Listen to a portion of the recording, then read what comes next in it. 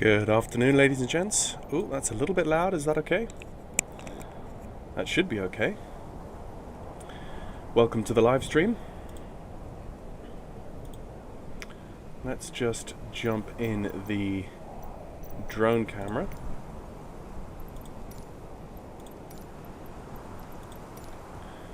And hopefully this should work okay. Excellent.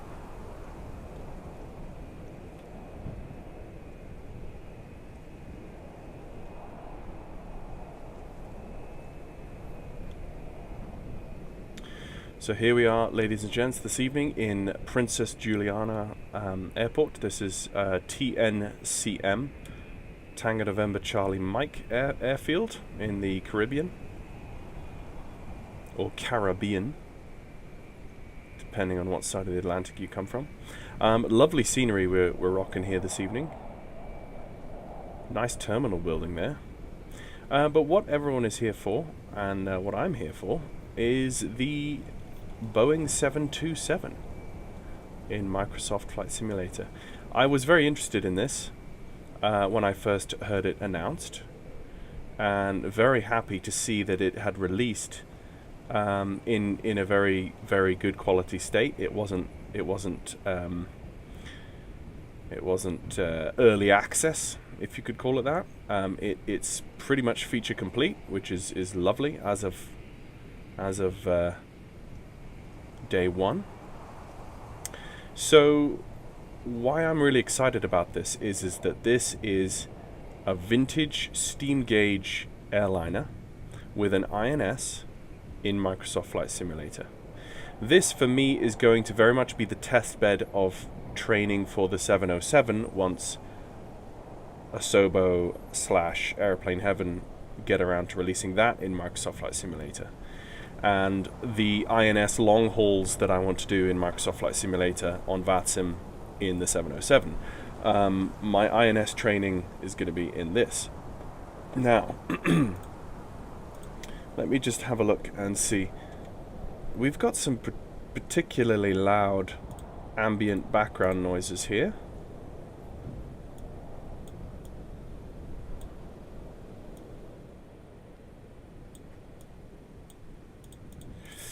Right.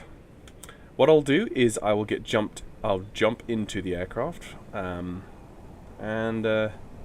see what we see. As you can see, the external and the internal you will see soon. Very, very well modeled. High detail. Lovely stuff. Just the sort of thing that yeah, I mean, look at the internals there. Beautiful. Absolutely beautiful. Anyway, let's jump out of this drone camera and get in and get it set up.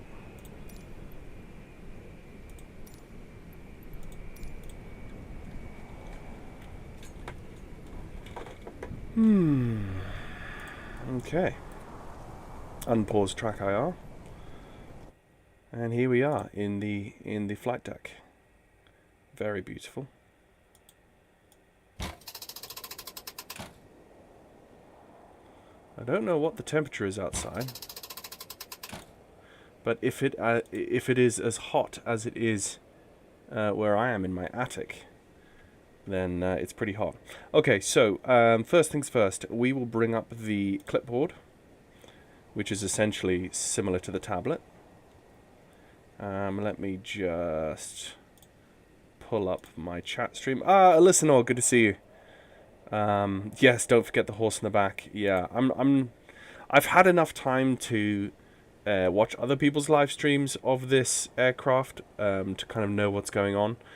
Beautiful texturing. Look at the texturing and the reflections and everything. You can tell that this is an old, weather-beaten airliner that's been used many a year. Tons of character, lots of love. Right, so let's jump in to the clipboard. We've got tabs down the right hand side. The first tab we have, let's go connect the ground power. Let's open the forward and the upper cargo. And we've got the cold and dark set. We are left seat, time is UTC. With the auto throttle switch we will include, and we're using the INS. I am actually going to close the windows because I realize it's going to... No, that's not going to change this sound whatsoever. I've done 2 flights with this so far today. Let's bring up the tablet and let's do the pre-flight check.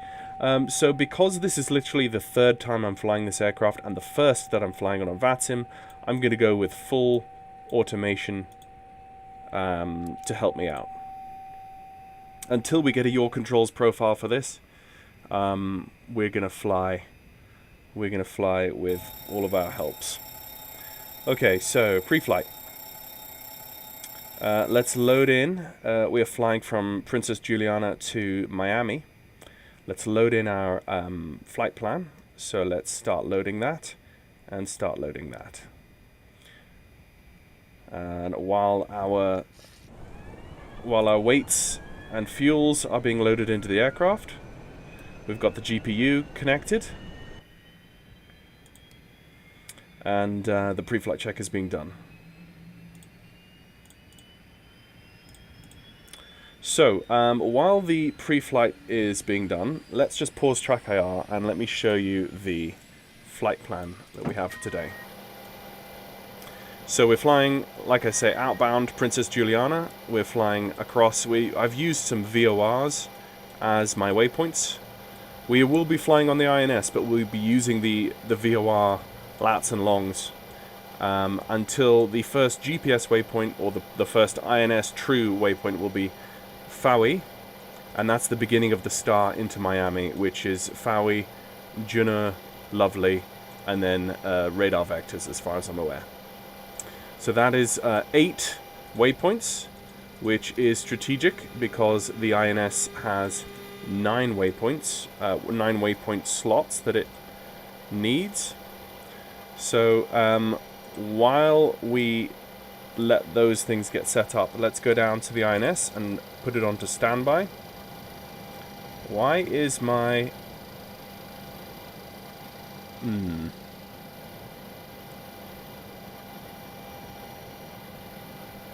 Actually, before I go any further, let me just calibrate my rudder pedals.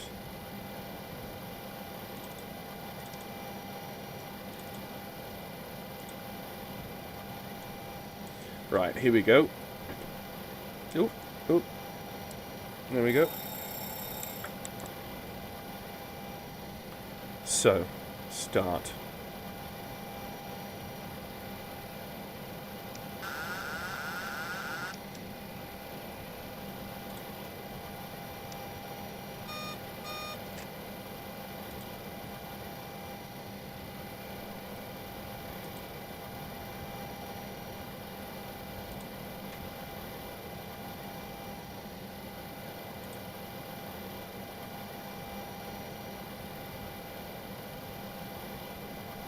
Okay, apply, done.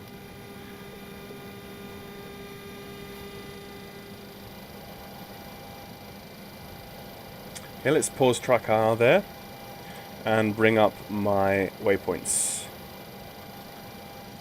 Our first position is going to be... Actually, let's pull our position from our charts.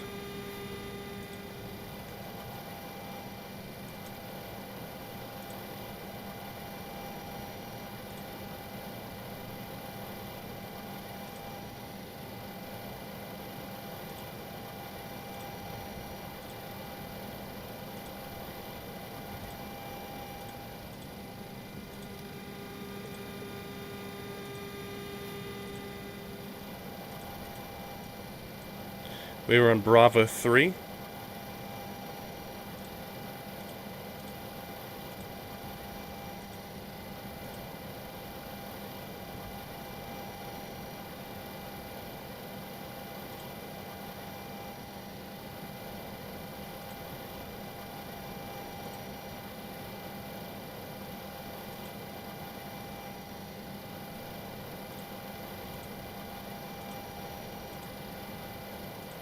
Okay, they're just here then. So November is 18025.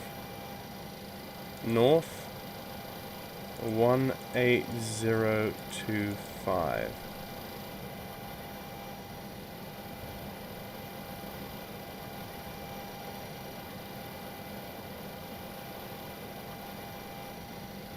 Enter. West. West is 063. 063 070. 070. Insert. That is my position. So let's go to align. Let's start aligning that. And the alignment process of this is horrendously faster than the DC-8. I'll just... For those of you who are used to the Aerosoft DC-8, this is horrendously faster. I'm not picking up my track. So I'm just going to restart little nav map. Yep, there we go. Okay. And all of that is still the same. Okay. So it's going to be a runway 10 departure. Let's just uncage the standby. Yeah, look, it's already on 5.5. That's how fast it is. It's amazing. So we won't go to the before start checklist yet. Let's just go to SIDS. We're not going to run with a SID. Let's just hold with the taxi at the moment. It's just going to be taxi alpha to runway 10. Okay, let's go back to the pre-flight. Still got 6 minutes and 4 minutes on the loading, so we've still got that. Let me just turn down the level of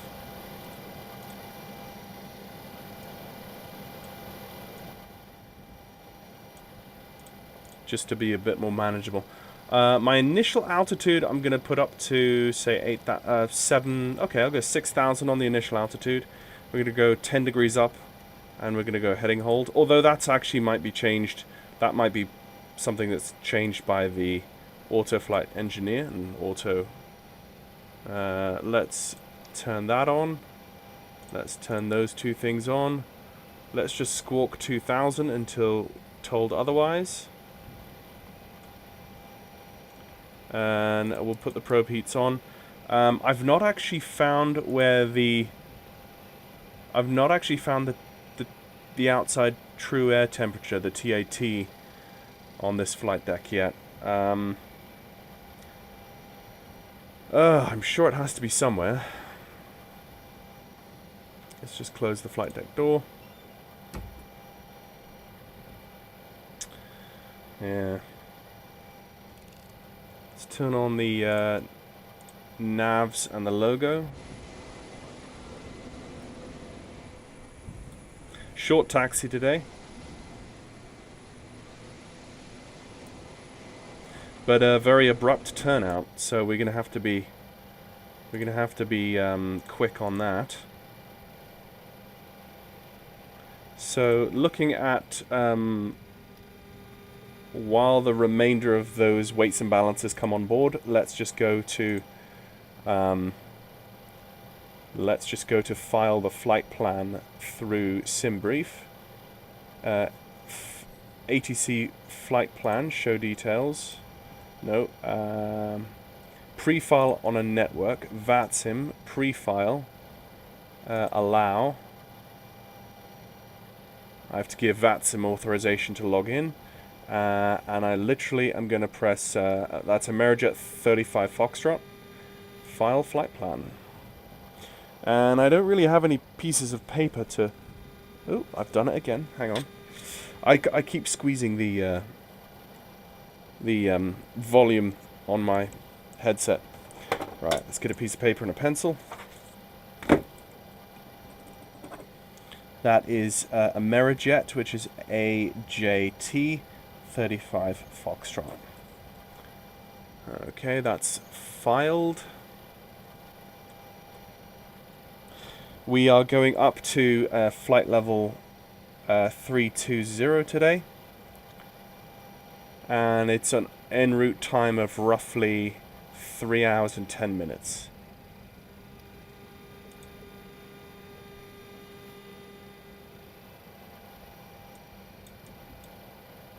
Okay.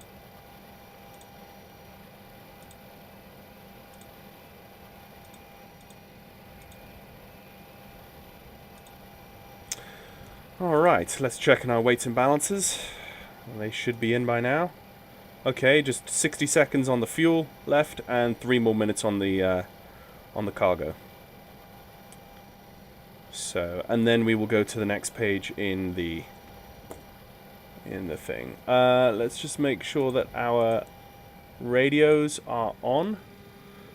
And with that, we're going to go and tune, just to double check, our first VOR, which is 1086. To see if we can pick that up. No, we can't, but never mind, because we'll use vectors on departure. Actually, let's just tune 1300.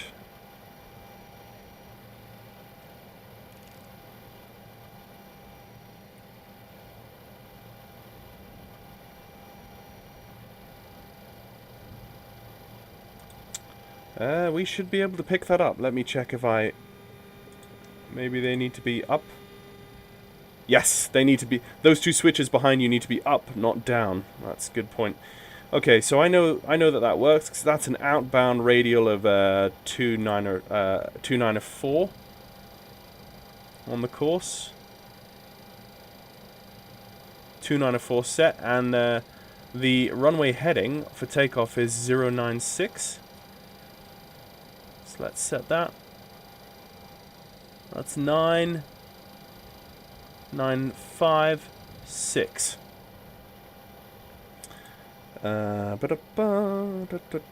Okay, so 1.5 minutes left on the loading, and we should be good.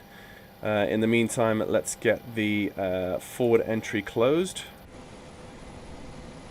I don't actually have GSX, so I don't have an appropriate stand, unfortunately. That's just the way it is.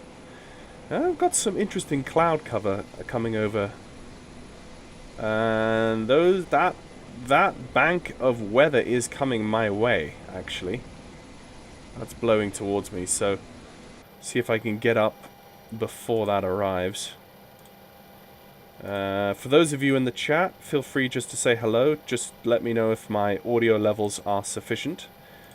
And we'll be in the air fairly soon, I imagine. 44 seconds left on the loading, and then we'll go to the before start checklist.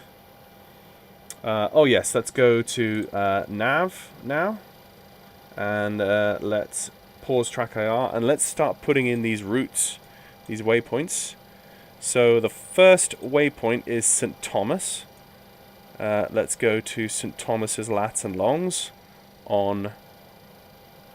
Oh, dang it. Oh, it's Plan G that presents those lats and longs. Okay.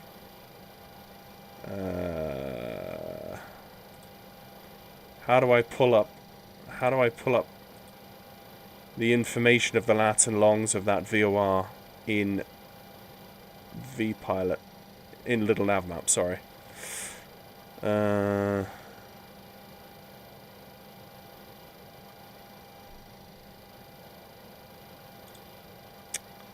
that's a pain.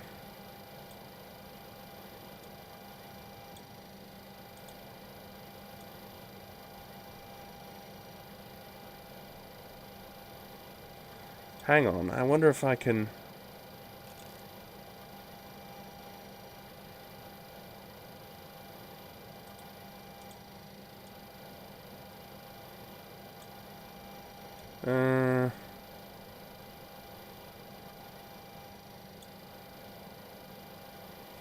in the flight plan tab, can I pull up...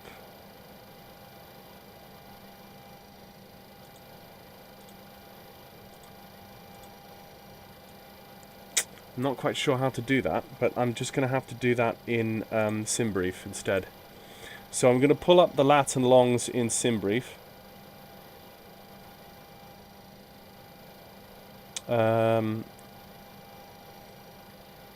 Open in charts. Ooh.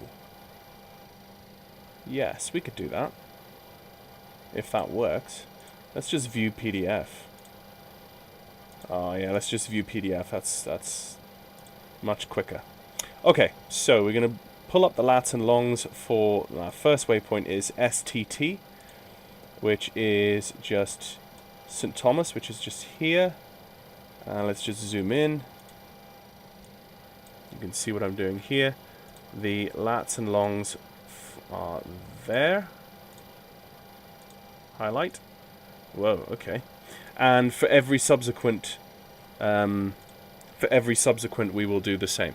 So let's go to the what one was it? I think it was waypoint. Yeah, it was a waypoint. Yeah, so waypoint 1 is north 182.13. Insert. And it's west 065.015. Insert.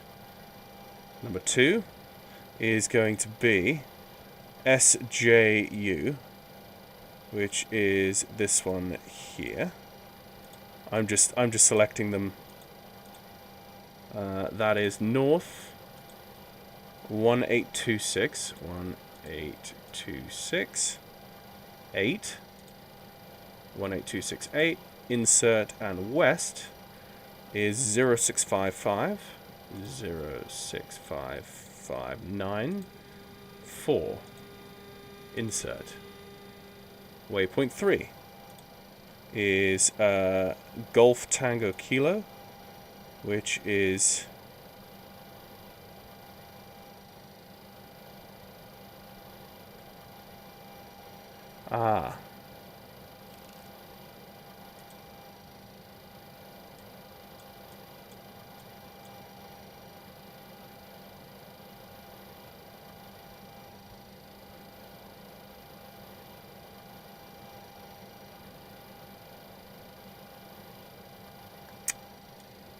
okay, I'm just gonna have to change oh,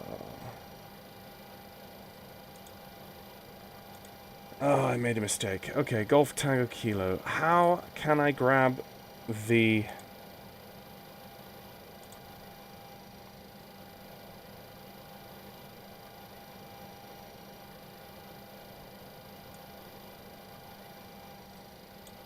okay. TNCM, STT, SJU, GTK, PVN, ZQA, FOWI. Analyze route. Boom. That's what I need. Generate flight. Okay. I'm technically regenerating the flight that I already have punched in to, but it's actually very, very similar. So it should be okay. I'm not going to worry about that. Right. View PDF. This is the boring bit until we get things rolling here. Not boring for some people. So, where were we? We wanted to go to Golf Tango Kilo, I think, was the third one. Yep, Golf Tango Kilo needs to be north 2126, and a 4. Insert, and it needs to be west 071, 081. Insert. 4. Is it PVN? Yeah, it's PVN. That's north 2146, 21463. Insert. West is 072, 160. Insert. 5 is Nassau. Nassau, which is November, is for north, is 2501. 2501.5. Insert. And west is 077268. Insert. Next waypoint is the top of descent, but we can manage that. It is north 2556, 2456. Nope, north 2456.2. There we go. Insert. You can punch the wrong button very quickly in this. 079115. Set. Okay, the next one is June. Is north 2523, 2523, 3. Insert. West is 079433. Insert. And lovely is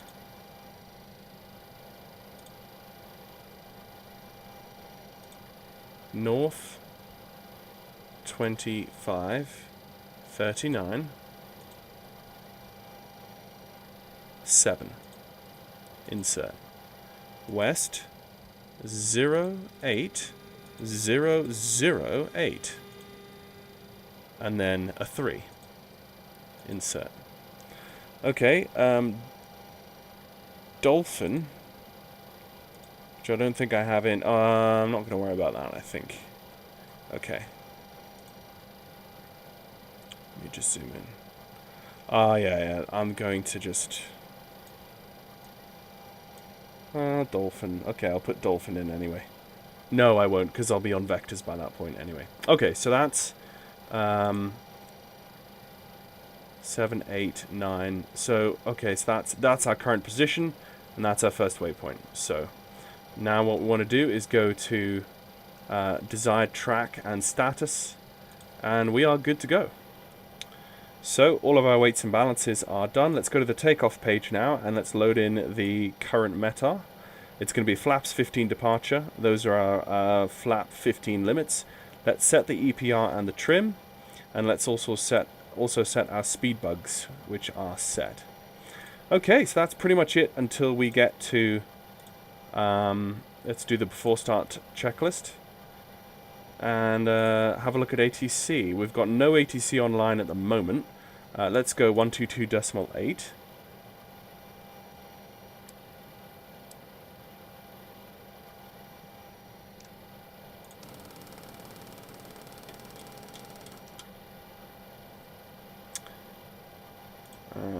Oh, didn't mean to hit that one. Let's go look at audio.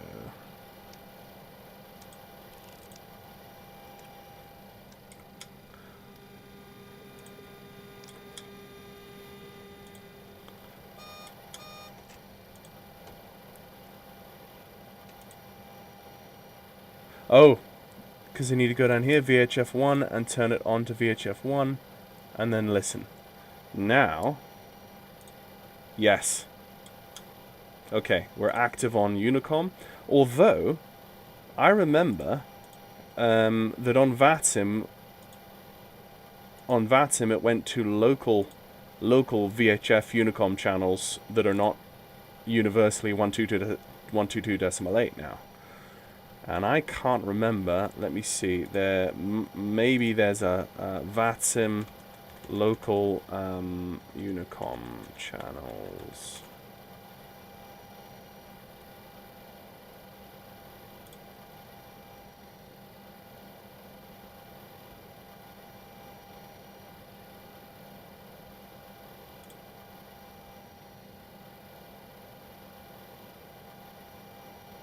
CTAF. 9th of July 2023.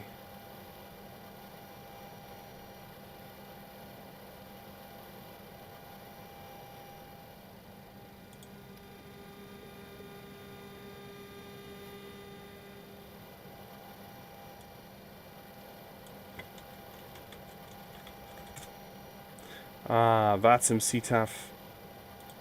Yeah, trial starting March the 1st.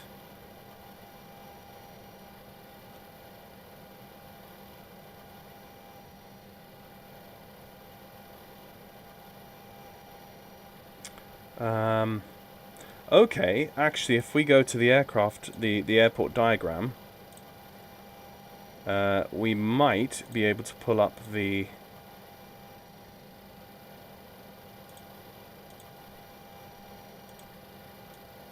What is the ATIS delivery tower? Is there a CTAF frequency on the chart?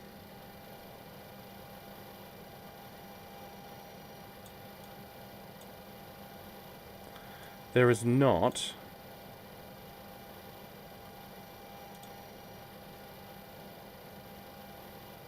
Airport info.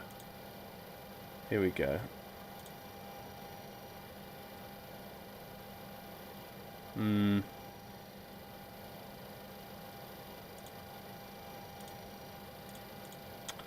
Not that I can see.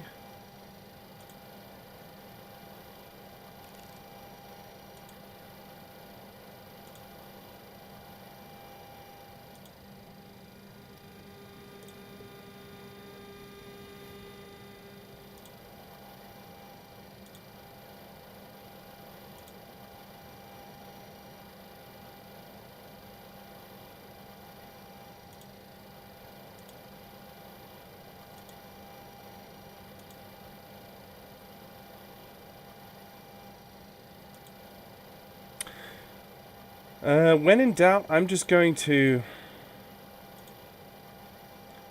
When in doubt, I'm going to stick with 122.8.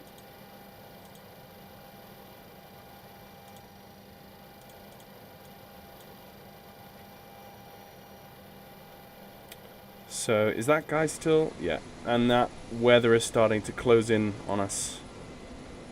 Let's get that closed now. Close up that. We've done the before start checklist, so it's basically just pushback. It's pushback and announce on ATC and pushback. So we are Amerijet 35 Foxtrot on Bravo 2. Stand Bravo 2. Just confirm that. Gate, yeah, gate Bravo 2. Pushing back, and we'll taxi Alpha to runway 104 westerly departure. Juliana. It's Juliana. Okay. That door takes a long time to close. We've got the APU on, so let's pull out the ground power as well in preparation for push.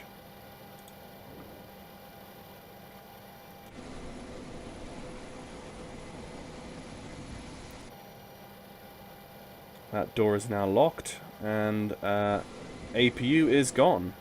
So let's pull out the chocks and the cones as well. And let's create ourselves a little pushback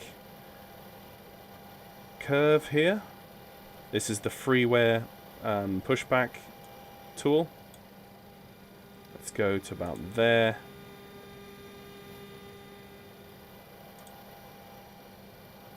And let's go to about there.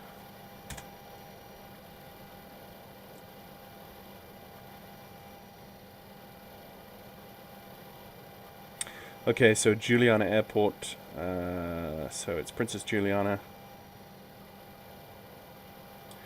Princess Juliana, Amerijet 35 Foxtrot is pushing back gate Bravo 3, facing west. Then taxi Alpha for runway 10 departure. Princess Juliana. Request pushback. Cockpit to ground.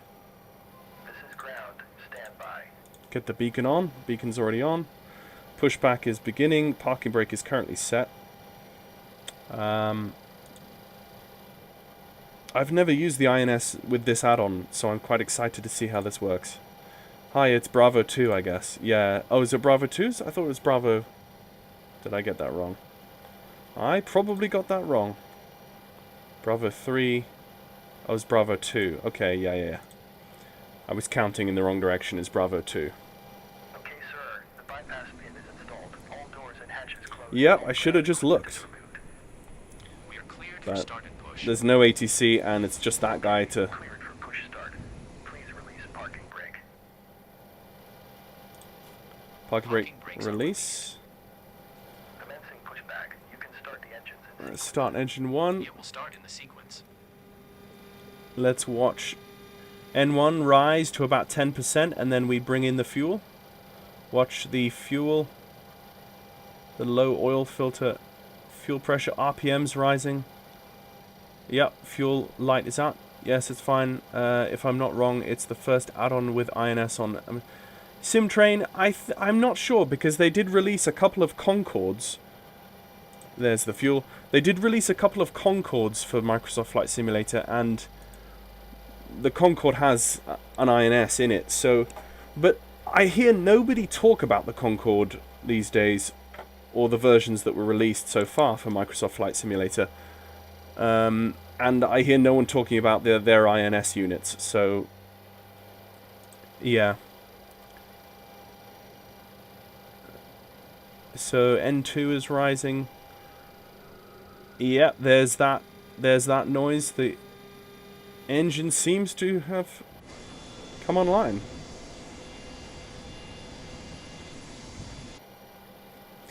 Okay. Let's go with engine number 2. Start.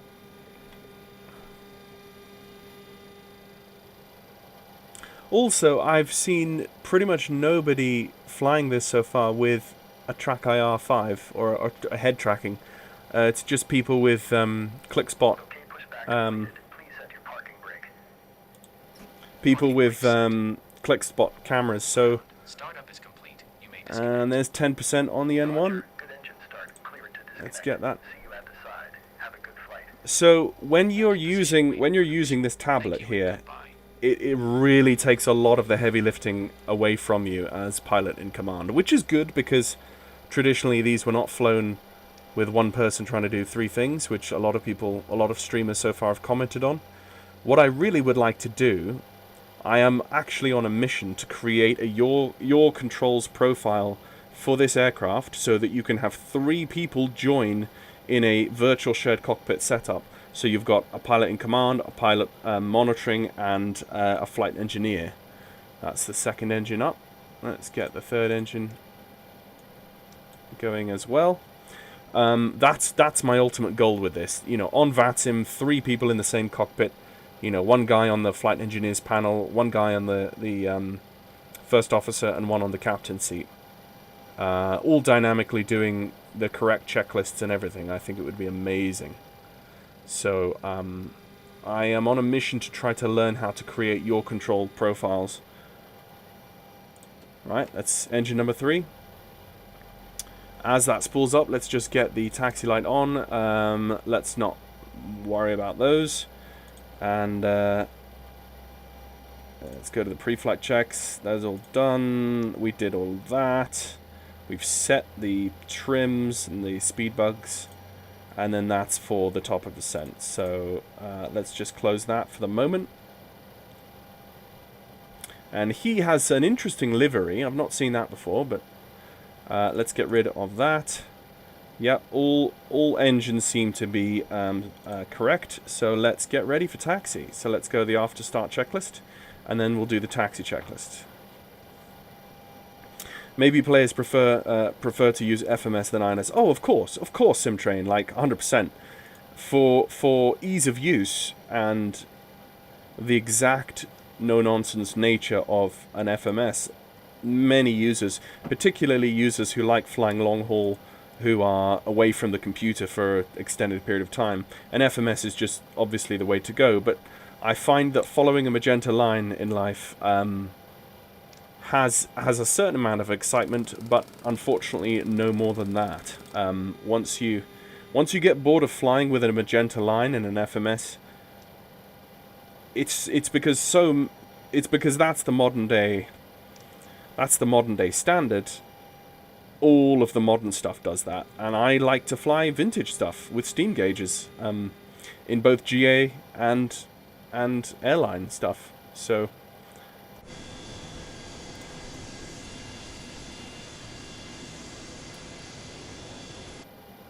Let's set flaps 15 for takeoff. Let's go the taxi checklist. I'm super looking forward to the passenger version of this aircraft, because so many airlines back in the day flew this as the passenger, in the passenger variant. So many retro airlines that I think would be so cool to emulate. The cargo is interesting to me, but the passenger will be so much more. Okay, so taxi checklist is done. Let's taxi.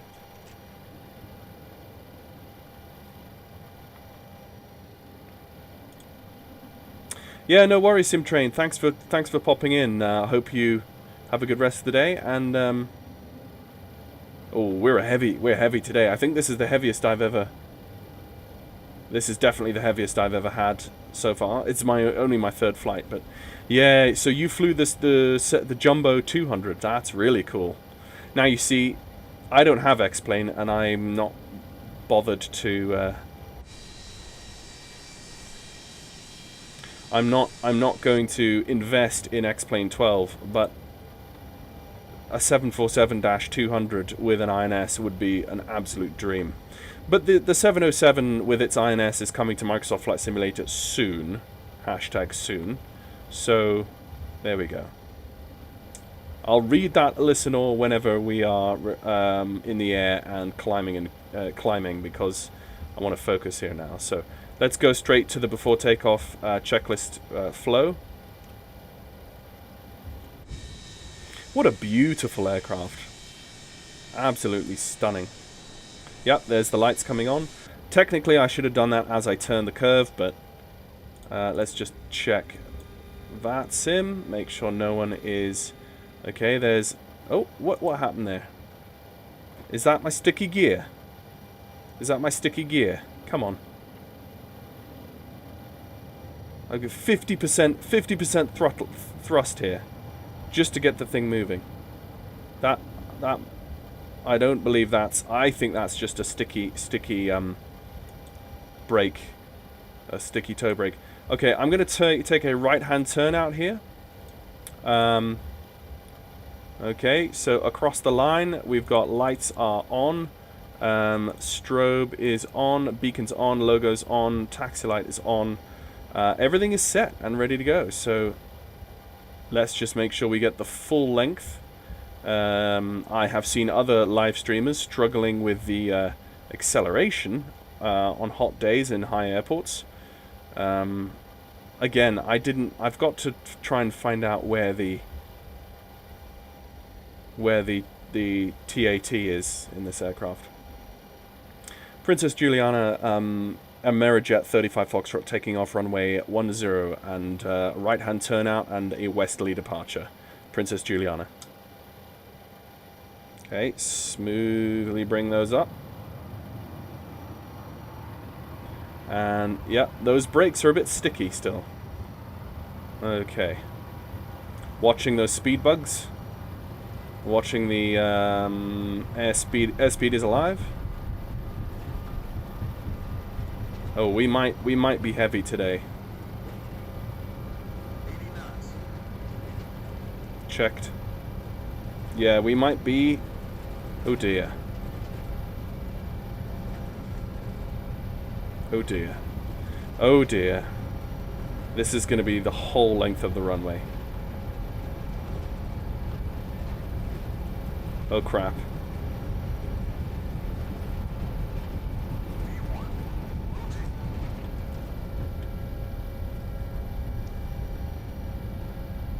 Please rotate. Gear up. And right hand turn out.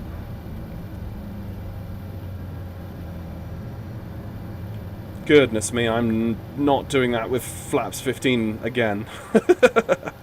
Yo, that was bad.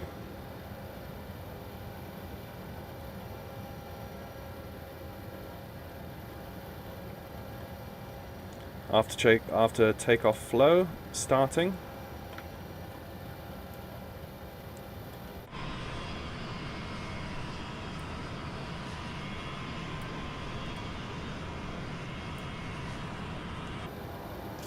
Trimming. And bringing the flaps up.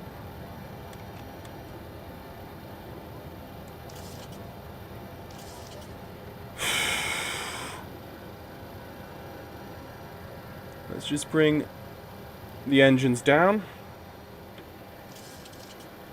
And let's keep that right-hand turn coming. And let's get on a reciprocal heading to our outbound radial.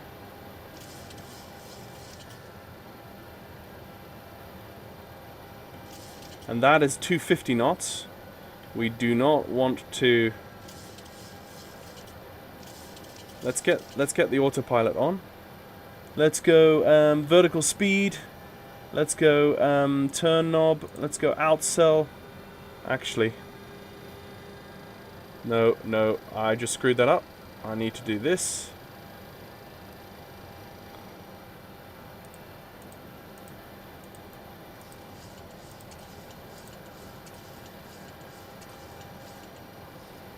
And bug up the altitude to 3.2. 3.2 set, and we need to go IAS hold now, because we just about blew through 250 knots under 10,000, but we're not terribly worried about that as it's uncontrolled. Right, let's, now that we are outside, let's turn 294. Let's turn on to the radial, the outbound radial. Let's go 330 on the heading bug. And then we can get ready to 90% N1. And then we can get ready to turn on our INS.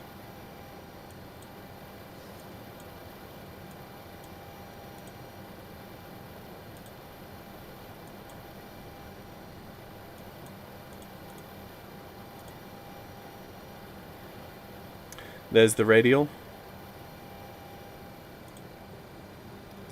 There's the radial coming in. So what we'll do is we'll go over to nav lock. Like so. Nav lock engaged. 8,400. Climbing. 32,000 set. And we have outcell selected.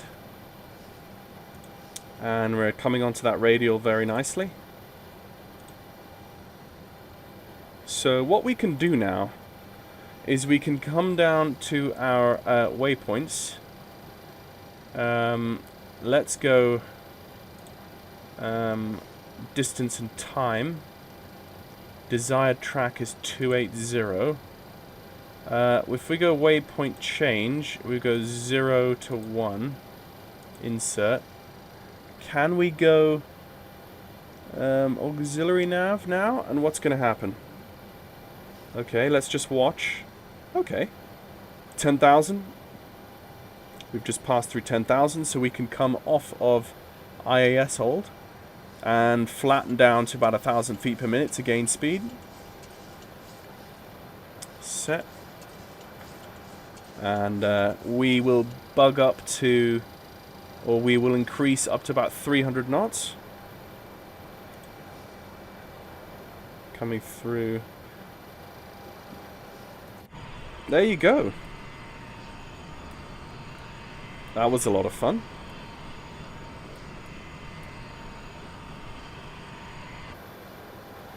Just you wait until we get to Miami and get involved with VATSIM.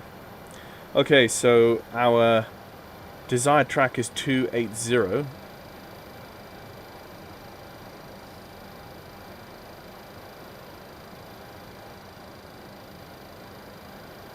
Interesting. So we set 280 in the box.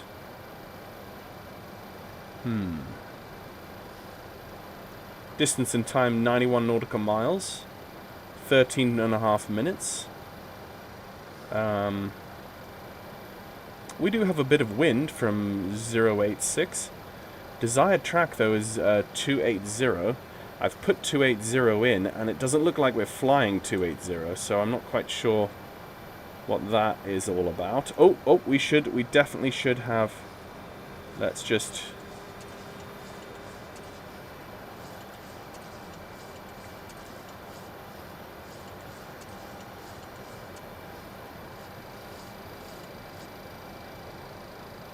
Let's just bring that speed back down to 300. And then hit IAS hold.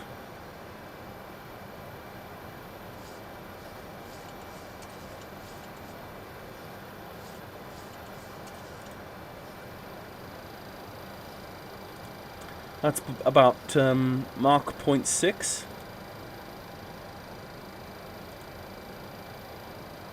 Right, about there. Done. Okay, and nose is going to drop slightly to maintain 300. Okay, and there we go, guys. We are on our way in the 727. So let me read chat. Simtrain had to leave. Let me see. Ironically, when I was in my 20s, I wanted to become a 727 flight engineer. But when I went to apply to the state-run flight course for it, the school informed me that the program was shutting down before I would be able to graduate because flight engineers were on their way out and there was no future in it. That's really sad, Alisanor. But such is the way of progress, you know. Sadly.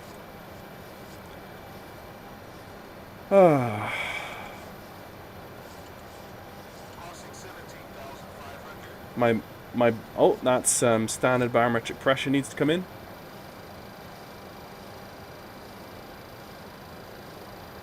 There we go. 1013.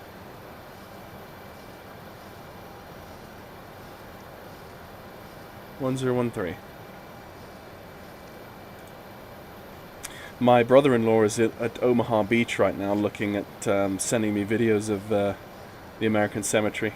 So I'll have to look at those later. Okay, so let's just take stock of our situation. We are outbound from Princess Juliana, climbing at 2,000 feet, up through 18. Altitude is, yeah, still engaged. We are on auxiliary nav, which is the INS. And it's still saying our desired track is 280, which I don't believe. I'm just going to have to monitor that when...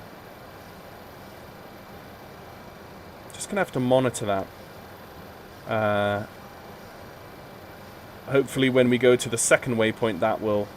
Maybe it had something to do with the fact that I joined...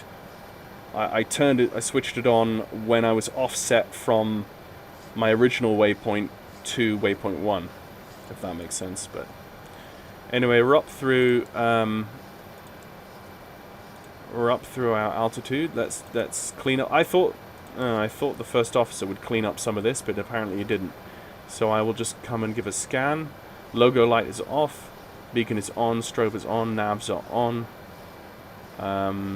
Yeah, probes are on, window heats are on, no smoking and fasten seatbelts can come off. Auto brakes are not set yet. Yeah, everything looks okay. So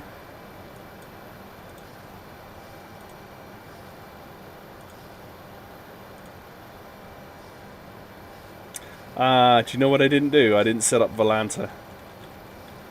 The Volanta gives me a really good readout of how long it takes to get to my destination. So let me just set that up on my second screen. Yeah, there you go. That's it, all set up there. And it's saying 2 hours and 17 minutes to Miami. So, yeah, so 727, beautiful, amazingly beautiful aircraft. The modeling on the interior is beautiful. The exterior is beautiful. And the way they've modeled all the systems is just fantastic. There's a lot of systems depth that I've seen so far from live streams and such. So much so that I could really get down and messy in the weeds with the engineers panel and the first officer's side of things, as well as the captain. So essentially, no reason why we couldn't have really, really fun three-person shared cockpits once we get a Your Controls profile for this. So essentially, this is pretty much on the same level as the Fokker F-28, but it has an INS system. So it's just, and it hauls a lot more weight around than an F-28, of course. So that's the idea.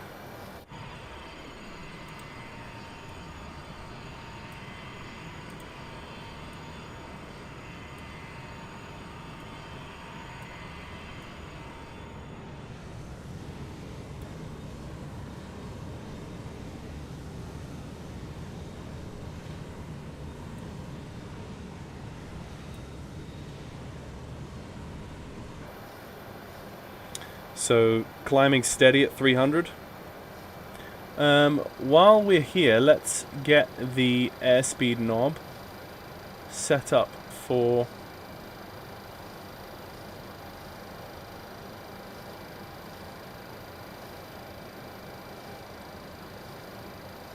let's see if we can cruise today at Mach 8.0. That's quite close to the barber pole, but we can try. How many miles distance? Let's go distance. No, distance 41 nautical miles now to the next waypoint. Okay.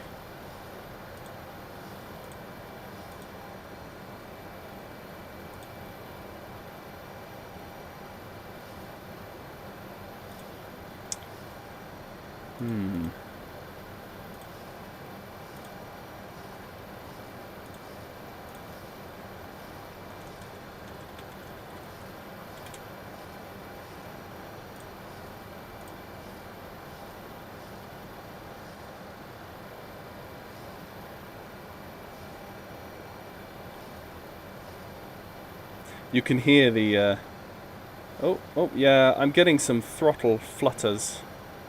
Let's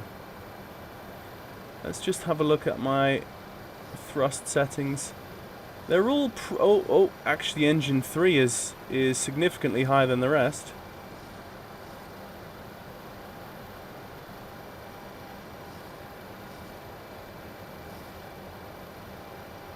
Actually no, it's not really. Now I come to look at it.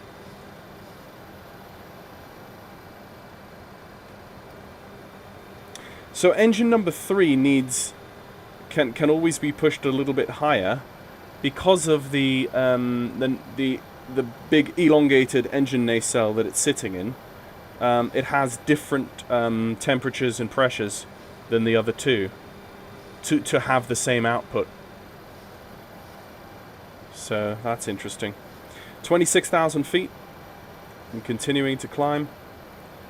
Once we get into cruise here, I can definitely feel that this is heavier than the two previous flights I did on this earlier today. I flew from Nairobi down to somewhere on the African coast and then back up again, which is a historic, or it's a real world Astral cargo 727 route.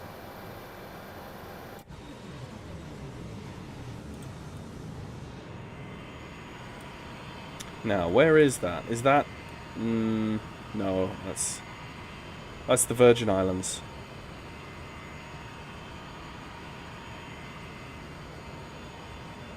Yeah. That's Cruise Bay, I think. Where is it? Oh no. Oh no, that's Cruise Bay. And that's the British Virgin Islands. So our first waypoint change will come, I think, overhead this airport here. Which, what is that airport? That is, oh no, it's not actually. It's right on the tip of that Fortuna. That's Cyril E. King. Tango India Sierra Tango 285. Let's just double check VATSIM. Make sure we're all okay. Yep. I am a basic member on VATSIM. Pretty much everyone is a basic member though. Yeah. I did have a P1 pilot rating for years ago, but that's been reset, I think, for a long time ago. Lots of aircraft coming into Princess Juliana.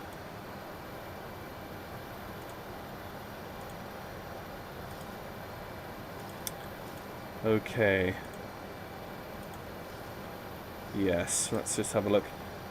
Oh, alert. Oh, crap. What is the alert? I don't know what the alert is.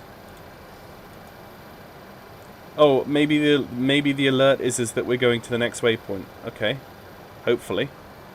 Let's go back to... Yeah, we're only on 2-4, so we're still quite well aligned. Okay. What's the next desired track? 281.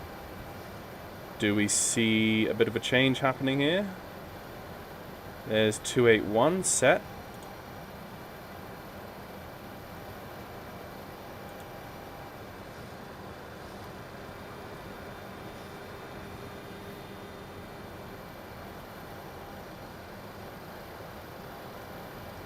Okay, now we're on 1-2. Look at that. Yeah, it's such a small change that we don't really see a huge amount of difference there. But we are in a slight bank. Yeah, you can see we're on a slight bank to come on to our new heading.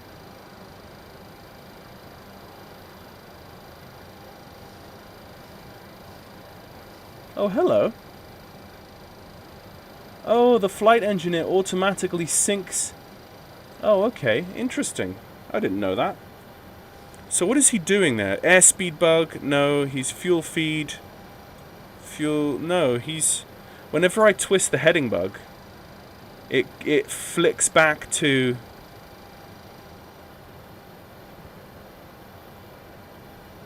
That's a bit weird. Anyway, that's what it does. Okay, so we're up through flight level 30. And we're still at 300 knots. But the barber pole is coming down to meet us. Oh, hello. What's it doing now?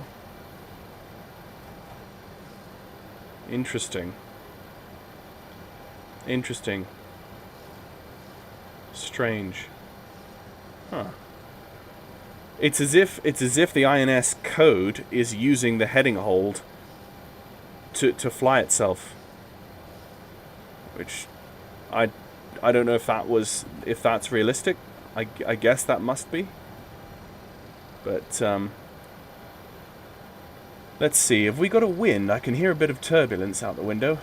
Okay, yeah, we do have a little bit of a wind from 187. So we've got a wind from the south, which is to the left. So we've got a left-hand crosswind, which is spamming between 5 to 10 to 15 knots. Let's go back to the distance. That's 40 nautical miles. Let's go back. Oh, okay. This now says the desired track is 276. If I put the course selector to show us what 276 looks like. Again, I don't understand why that's offset from where we are actually flying. But maybe that's a difference. Maybe that's true heading instead of magnetic heading. Maybe that's what that is. Yeah, 190. Oh, 1,000 to go. 1,000 to go. Outsell checked. So we will level off at 32,000 feet. And when we do so, we can then bring our... Let's just tell the aircraft, when we engage the auto throttle, to hold our current speed. Because we're too close to the barber pole for me to really care about going up to... Oh, well, we actually are. Let's see if we can set... We've pretty much set 0.81 or 0.80. Our next waypoint turn will be much more of a significant turn to the right to head up northeast towards Princess Juliana. So I've pretty much been on manual throttle all the way up to cruise. Let's bring the N1 down a little bit. Let's bring both 1 and 2 down. 3 looks okay.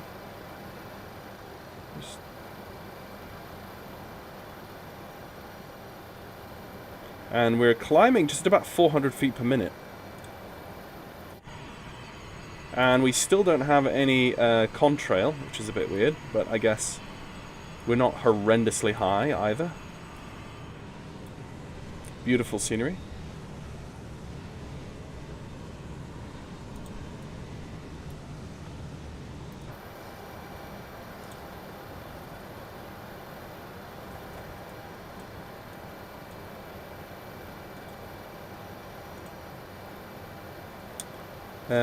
Ghostly Lurker, hello, you said you were looking for someone who flies the Concorde on VATSIM?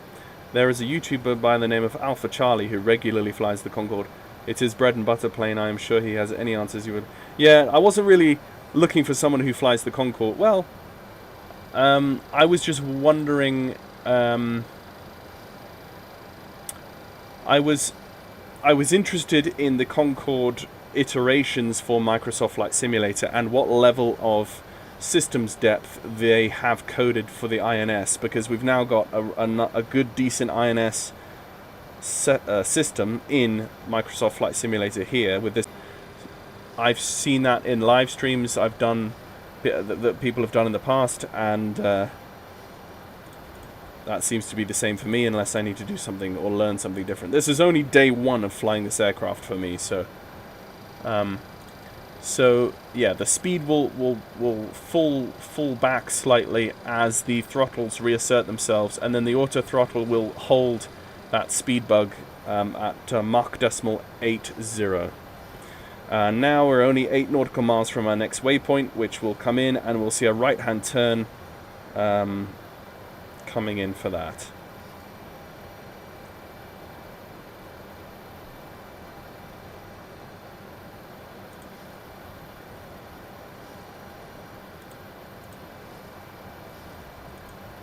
I quite like having the little phone up on the side. 303 set, and you can see the aircraft turning, and that is Louis Munoz Marin International. That is Tango Juliet Sierra Juliet from 32,000 feet.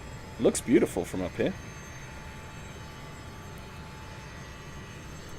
There's that nice curving turn there. I just take a quick screenshot.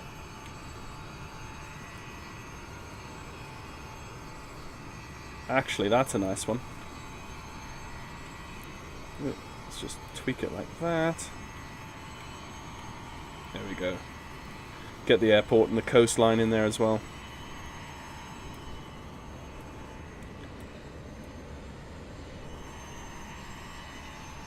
Let's just leave the camera there for a minute and go back here. So I have heard that you can, in fact, well, it's more than heard. I know that you can actually link up more than 9 waypoints in the INS by essentially setting the first 9 in the INS, and then flying to, say, between 8 to 9, and then on the 8 to 9th, then starting to fill in the fields for 1, 2, 3, 4, 5, 6 for the waypoints ahead of you. So you're actually you're recycling the user fields from 1 to 8 or 1 to 9 in the INS to be able to fly more than 9 waypoints. From what I understand, the auto throttle is really only used in flight level cruise, but those are YouTuber comments, so we'll make of that what you will. Yes, Alysanor, that is what I've heard as well. So that is how I am treating it. I'm not going to be using it in the descent. I'm not going to be using it any time other than cruise.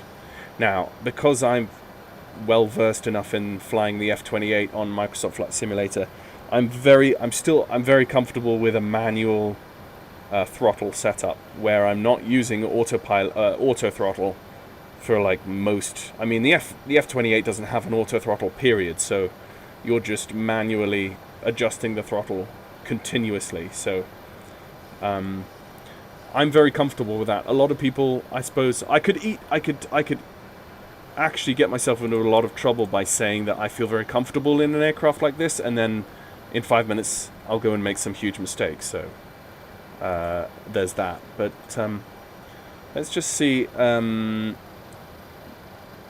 distance-wise. 318 nautical miles to go. So I'm just going to set this up.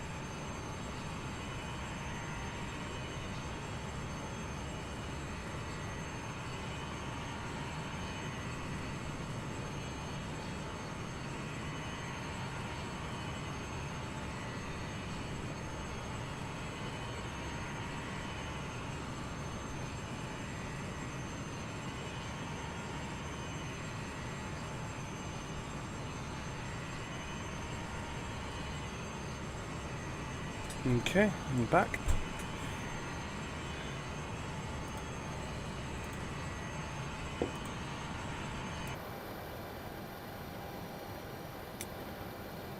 Yes, I have done that in the HJG 727 some years ago in FSX. You can start adding 10 to 19 waypoints after you reach waypoint 6 or 7 and continue as you pass points. Yeah, that's really cool. I mean, at that point, you got to ask yourself, does the 727 have the range that it needs that many waypoints? As far as I'm aware, this is a medium haul airliner, so probably a maximum. I mean, this is a 3-hour flight today, so it would probably be 5 to 6 hours, maybe max. I'm thinking. I'll have to look. I mean, it's hard to tell with a cargo 727 because I find it very hard to find the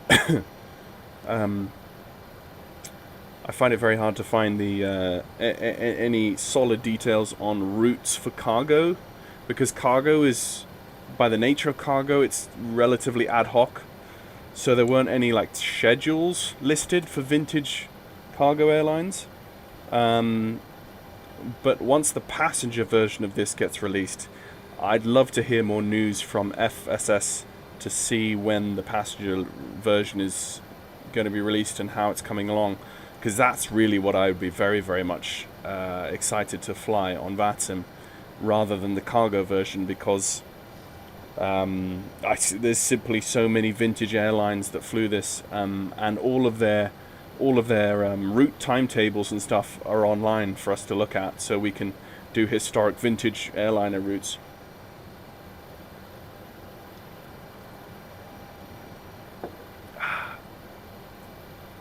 I didn't get tea, actually. I got some fizzy apple juice, which is all very lovely. Okay, distance 251 nautical miles. We're still 303. And we're still 3-4 on the alignment, which is fine. And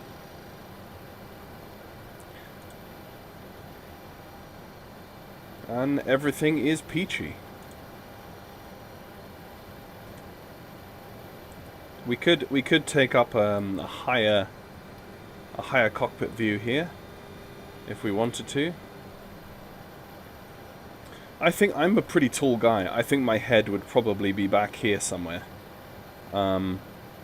Interestingly, it doesn't have an eyeline. It doesn't have an eyeline marker on the center there, but my head would probably be actually back here, realistically, in the cockpit.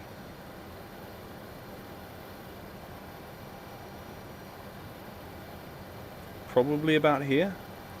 So actually having the viewpoint up above the dash, I don't know. I'm never quite sure. Actually, I feel like my natural eyeline is somewhere between this and this. So Historic Jet Group. Ah, okay. If you are not familiar with them, they do freeware old school jets. Nice. Okay. Right. You would. I know you would know. You and your DC-6 historic. What was it? Boston ATZ. Boston Virtual. Is it that you fly the DC-6 for? Which we still need to fly shared cockpit on VATSIM in Microsoft Flight Simulator. You and me. There's a couple of things that we can have a lot of fun flying shared cockpit. It's the DC-3 and the DC-6.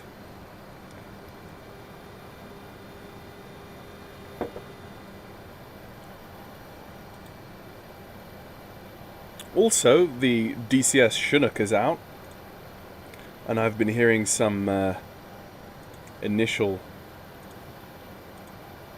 comments on that. Mixed. But again, I suppose it's in early access, so what are you going to do?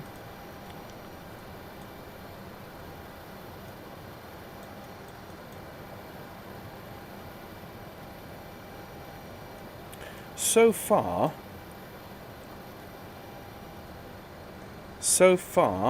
we look like we're following our track quite accurately.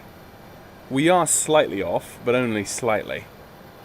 Like, by 600 yards or something off to the right hand side of track, so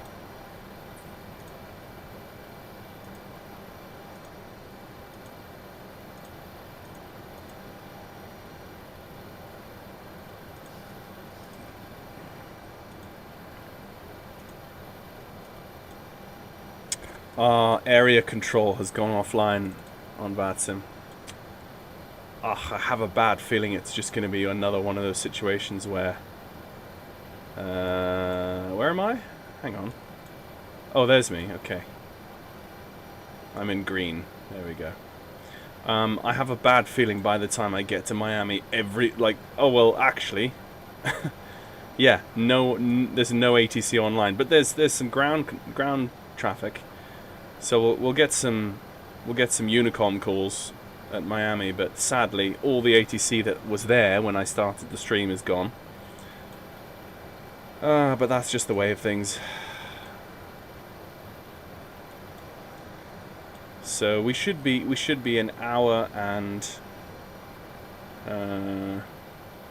it said the airtime, the block time is 3 hours 10, and Volant has given me an hour and 38 minutes to landing, which puts us at about 9:40 ish.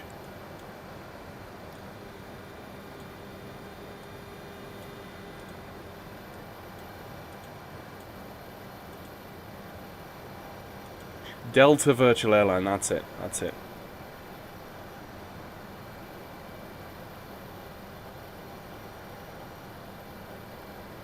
All we have for the F-28 are Swiss Air flights in Europe. Interesting, okay. To be honest, or to be brutally honest, I'm sure they're lovely folk, but I just don't have the time, and my schedule is too erratic to be able to join a virtual airline anymore. Maybe when I was a student I could do things more regularly, but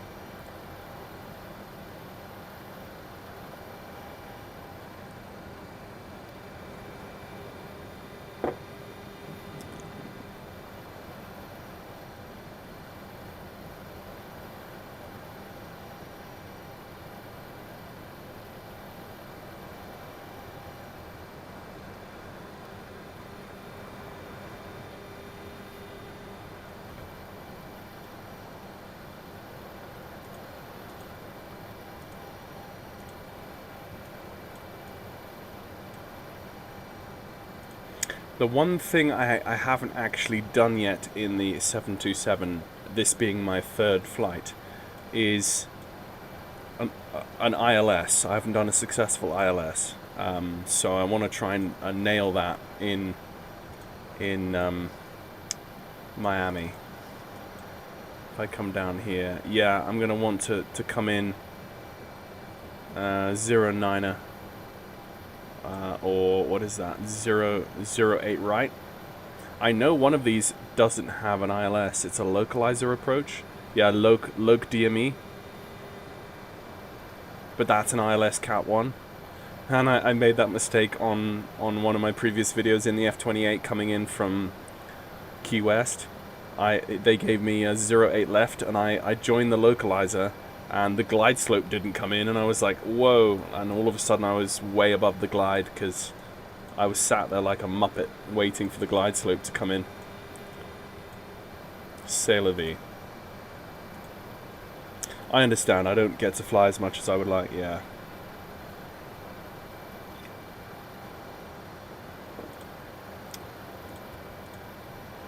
This is kind of fun. I feel like if we could get a long-haul vintage airliner, like the DC-6, or maybe the 707 when it finally is released for Microsoft Flight Simulator, if we had a yaw controls profile for the 707, someone like you and I could link up and, if you needed to go away for, let's say, 6 hours of the day and go to work, or 8 hours of the day or whatever, I could fly the first portion of the flight, and then I could take a break, and you could then take over as pilot flying, and I could go off down the road, I could do what I need to do, and then I could come back, and then it's like we could share a long haul flight together, which I think would be kind of cool as well. It would be a kind of cool way of doing it.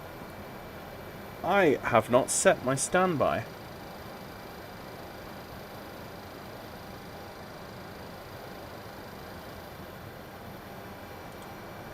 I am impressed that they've got the coding right, that when you set standard at barometric pressure, it levels off at the standard barometric pressure, despite the fact that your standby is set to local.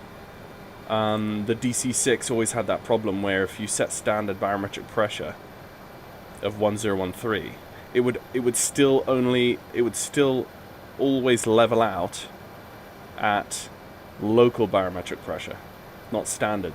So when you went to level out at 32,000 feet, it would come up and it would go nope, and it would say 32,000 feet is down here, bro, despite the fact that there's that discrepancy. So you would always be flying around annoyingly, forced to fly on local barometric pressure 32,000 feet, well, 18,000 feet or 21,000 feet for the DC-6, but you get the idea. It was a bit annoying. Anyway.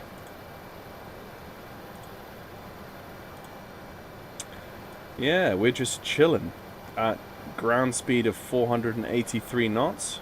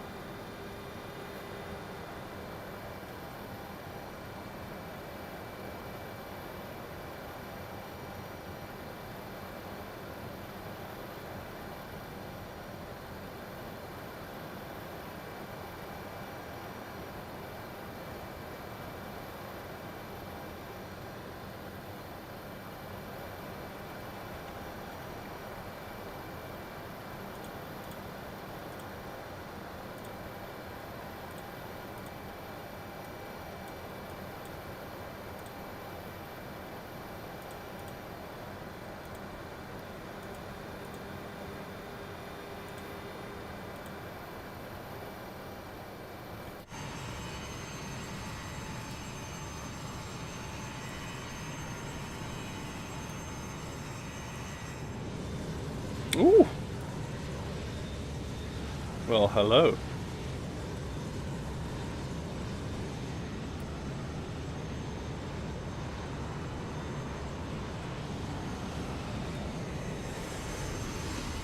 That's cool.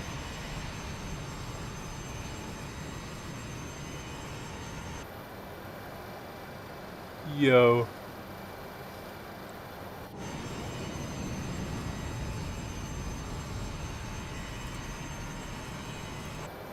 That's definitely a Volanta screenshot there.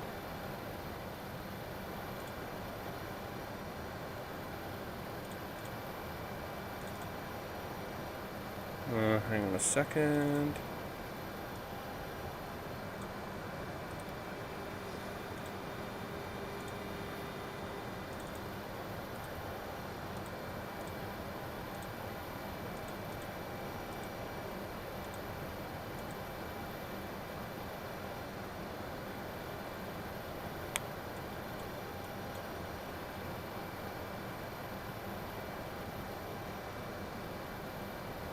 That's an American Airlines 748 that just passed us.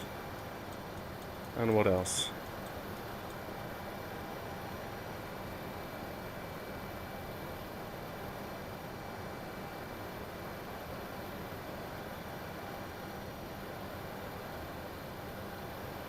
Something else as well. Nice, I caught that.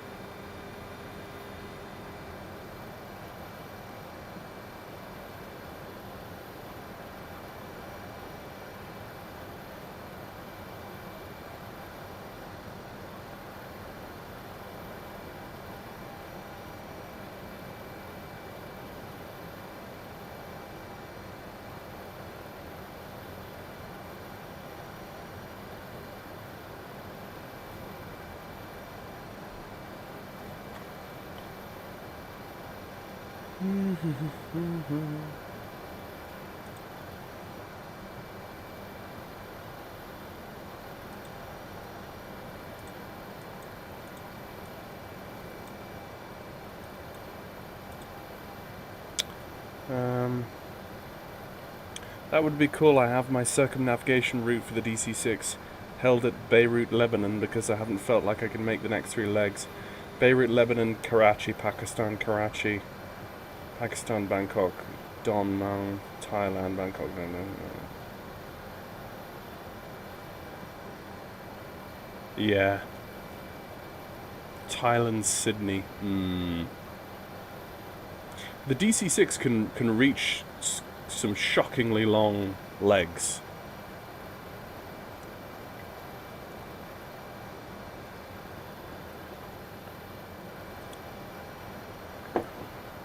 With a good tailwind, maybe.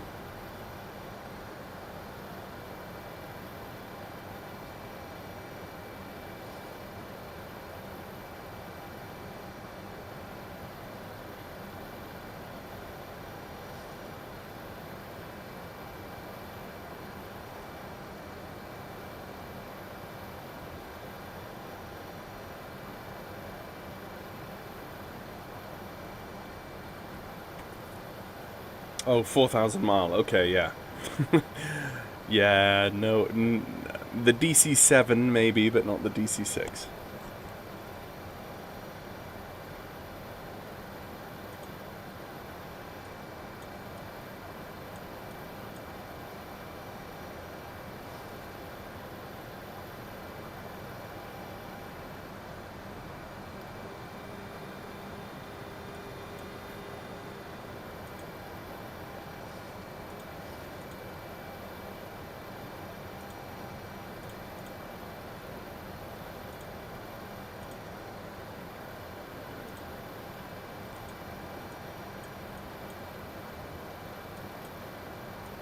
Yeah, still no ATC in Miami. Sadly.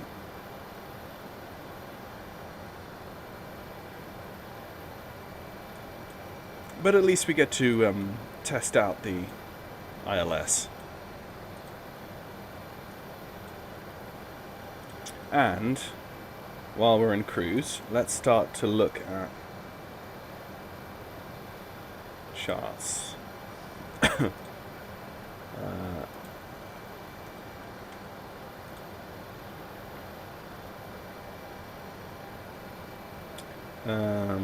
So this is the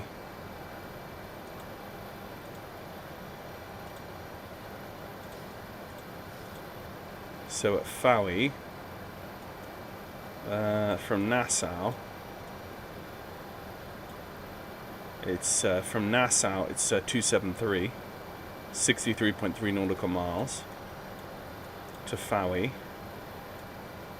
And then from Lux to Fowey, it's 32, an extra 32 on top of that.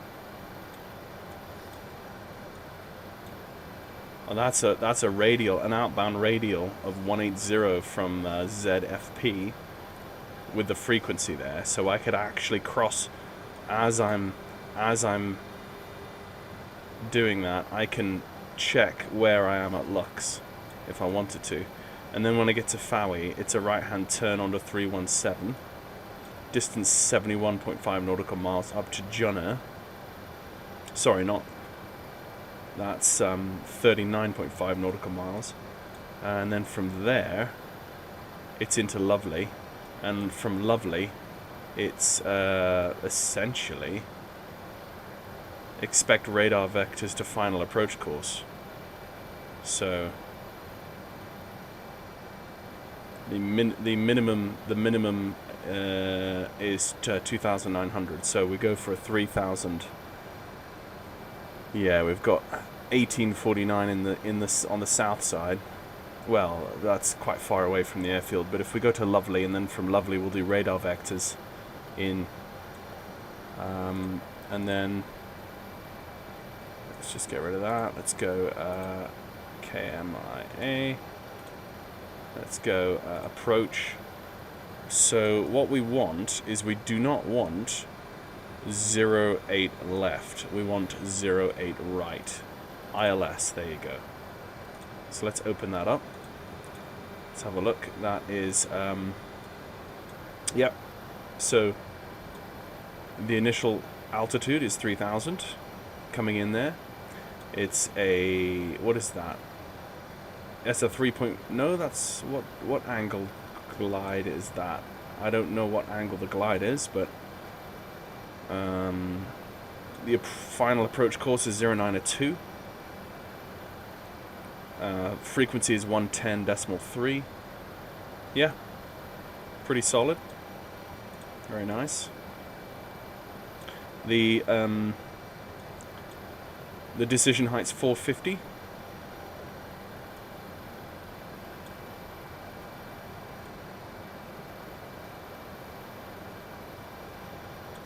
Very good.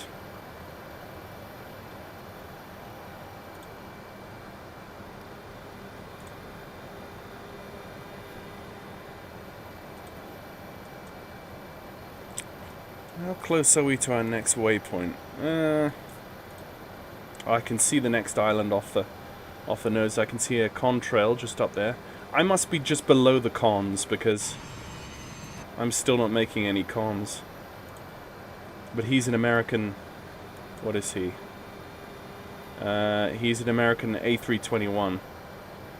Where is he going? Tango Juliet Sierra Juliet. Not sure where that is, but that's where he's going. I like seeing contrails. Okay, so distance is 75 nautical miles. It should take us just under 10 minutes to get there now. The desired track is still 303.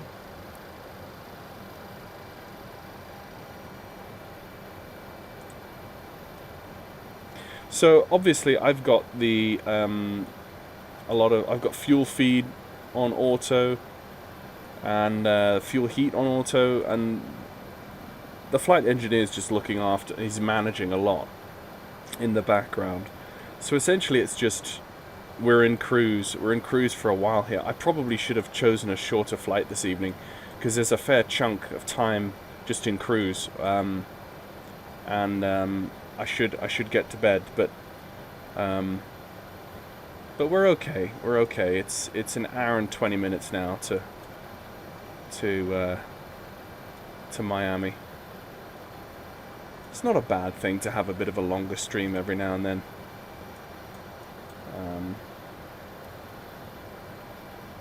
Let's have a look. I'm glad at least that more people will be flying vintage airliners on Microsoft Flight Simulator and on VATSIM these days. Those 3 legs in KLM historic Connie routes. Ah, that's why I hoped the Red Wings Connie had been better than it is. Yeah. They've not even updated it to utilize its wing tanks yet. You can't actually fill the wing tanks with fuel. It still hasn't. They've still not brought out the wing tank functionality. And I'm like, hello? Yeah. And in the flight deck, by the end of a cruise, I'm down to like 10 FPS or 8 FPS. There's some bug that drains the system memory or something like that. It's really bad. They need to fix it and do better. They just need to. Because it's just not worth it. It's not worth the money. It's so sad when a developer seeks to go out of their way to develop a vintage airliner, and it's so rare that developers do that these days that, well, it's not so rare, but it's just, especially something like the Connie, just such an iconic, really enjoyable aircraft to fly, and they kind of butchered it with the performance, I have to say. And it is clunky. The user interface and the automated flight engineer system is just clunky. Anyway, not like this. This is very streamlined. This system here, very easy. This is like the PMDG DC-6. It's beautiful. This 727 is going to be a mainstay of my flight simming from now on. This cargo variant and the passenger variant when the passenger variant comes out, which I hope comes out soon. Because this fits very nicely for me in between, the Connie, the DC-6, the Strat, and then the modern stuff. This sits very nicely in between that. The INS era is a very interesting era to me, and that's why I want the 707. This is basically a small version of the 707. This plane historically only came out like 8-9 years after the 707, and so many of the systems and things were brought over. I mean, the flight deck looks very, very similar to the 707 flight deck, except that you've got 4 engine fire handles and 4 rows of engine gauges, and then 4 throttles in the throttle quadrant. It's not a quadrant. This is a throttle triant. I don't know. And then it is what it is. But the 707, I just hope. I mean, this is beautiful. I hope that even despite the delay, that Airplane Heaven don't bring out some load of crap that's only half as decent as this. Because after learning how to fly a jet of this era like this, if the 707 is a lot crapper, let's say, I'll be very disappointed. I'd really hope that Asobo and Airplane Heaven together could bring to us something at least this comparable for the 707. Let's just have a look at the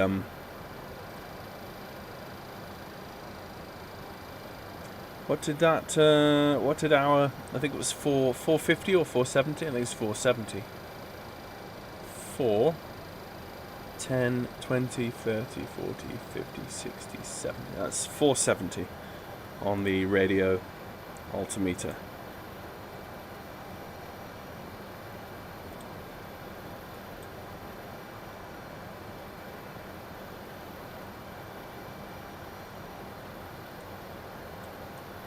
I might do the reverse of this flight tomorrow while I'm at work.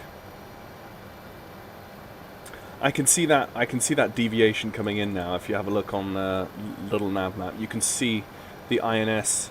The INS deviation is almost 1 nautical mile offset from the true track, which, if you think about how far we've come already, that's not bad.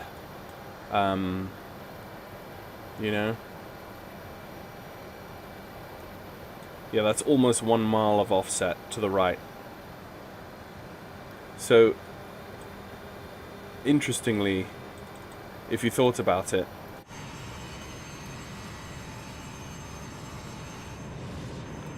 the track is actually a mile over there, which is quite a lot of deviation. But at the same time, it's not a lot of deviation, really. In some ways, I guess it just depends on how accurately you define navigation. But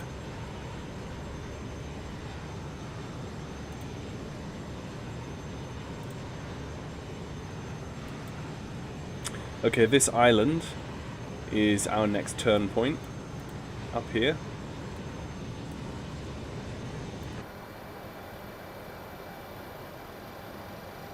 $18 nautical miles. Just love how smooth it is. It's just really solid and smooth. And when you have the auto throttle on, you have the auto flight engineer on, it is a set and forget. Like with the INS, you plug in your 9 waypoints, and if that can take you across the Atlantic, technically you could do a transatlantic, flight in something like this, if it was lightly loaded. And it's a pretty much set and forget AFK sort of thing.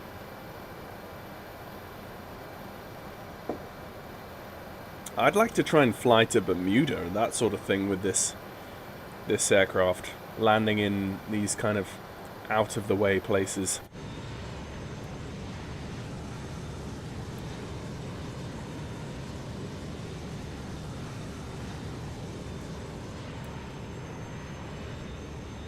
There's an airport there.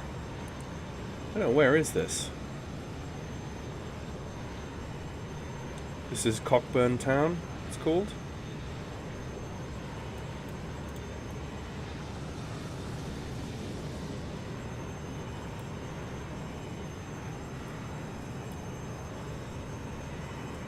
Let's just have a look on Google Maps what this is. JFK Gander Shannon. JFK, Gander, Shannon. Yeah, you could make it.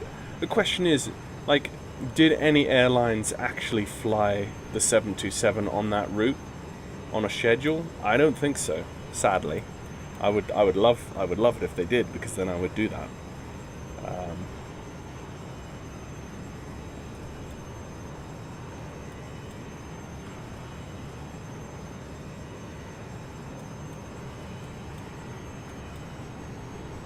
This is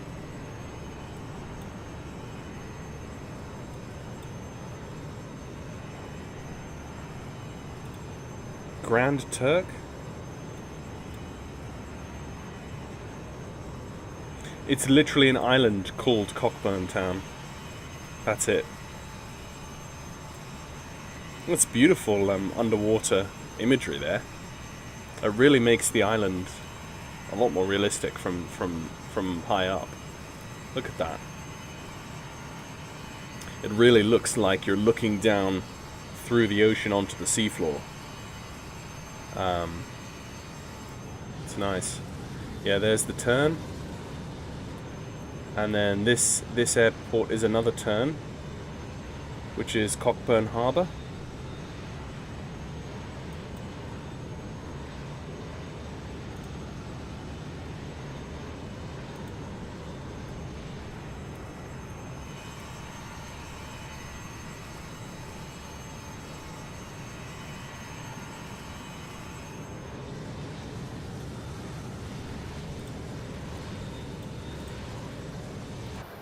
Hello. 56 nautical miles to the next waypoint.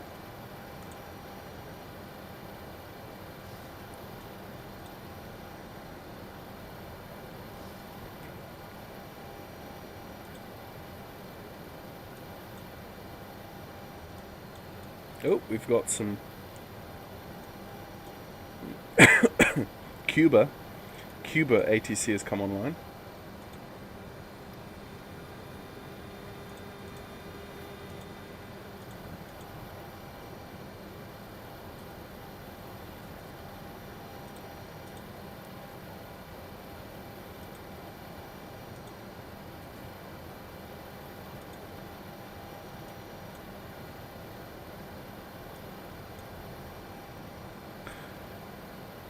I've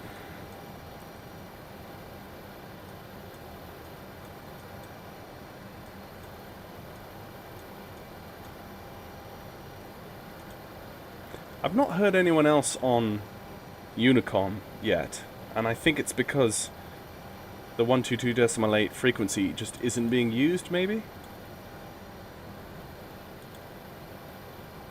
Maybe I should try and look at the CTAF frequencies again.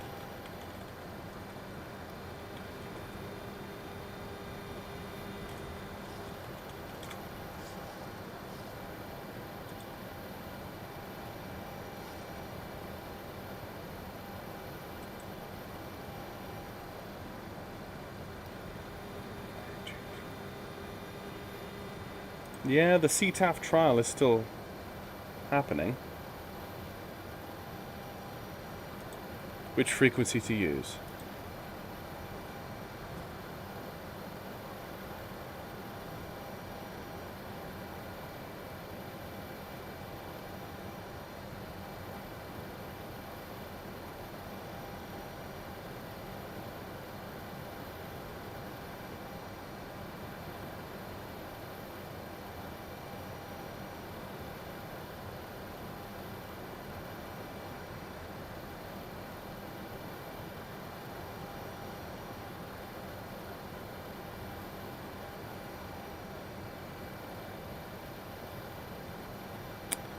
Where do I find CTAF then for...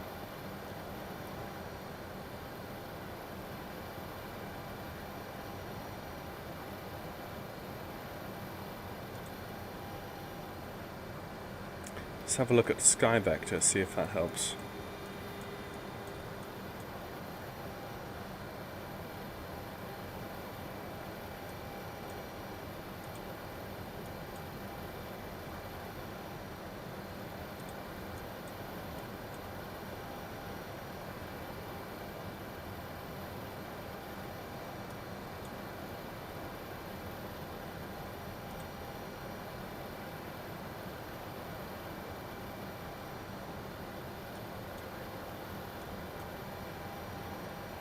No, I'm never going to find it. I'm not sure. Nope, only international I found was Pan Am, JFK to Nassau. Yeah, right, okay. Yeah, that sounds fair. The 727 would have been a feeder. It would have been a feeder into the hubs, and then you would have had the classic 747s, the 707s, the DC-8s doing all of the transatlantic international stuff. The DC-10, the Lockheed 1011. So that's kind of that era, I guess.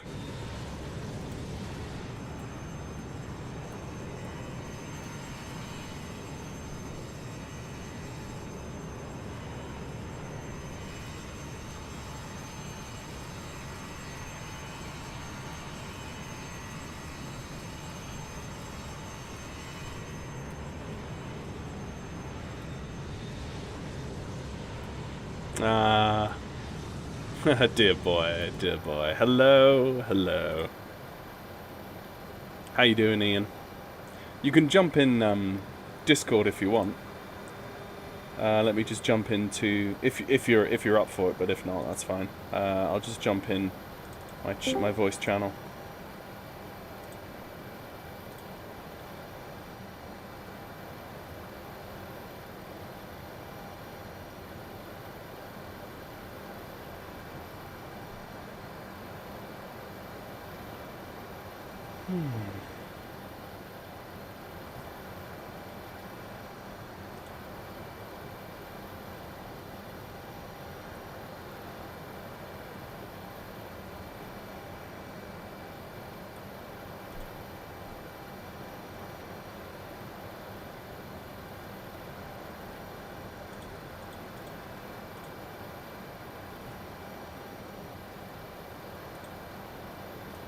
Next turn is coming up in 10 nautical miles, and that will be a turn to the northeast to roughly 316. Yorkshire tea.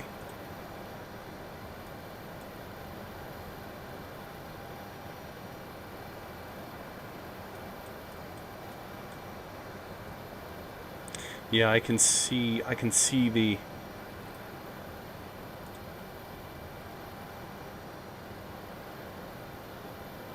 It's about a 3 nautical mile deviation now from the true track.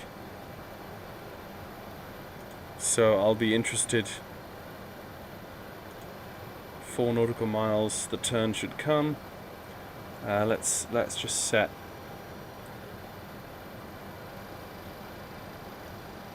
desired track 288. That should come soon. 288. Oh, that should be 305.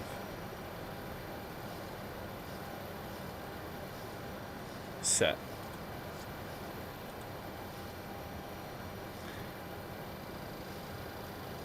Distance 346, and this is a 42-minute, about a 43-minute leg.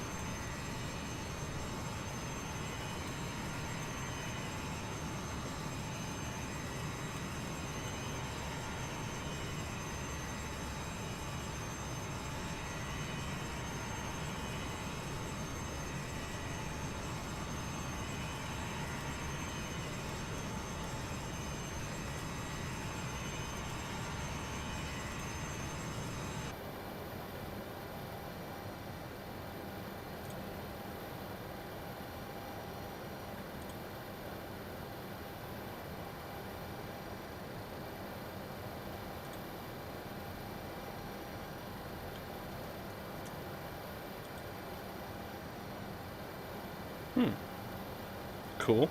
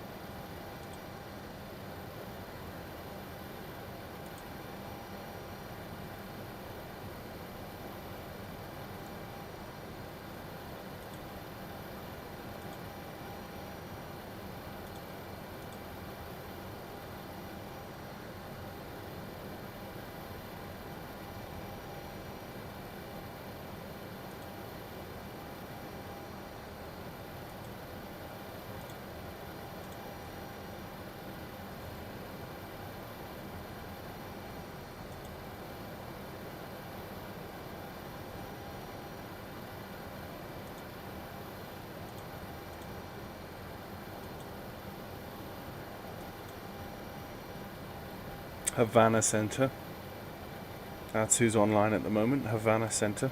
But it's off to my left. I won't pass into Havana Center. Would just be nice if we had some Miami ATC. But at least we could pick up what the CTAF is on Havana. We could definitely do that. See what charts have to say about Miami.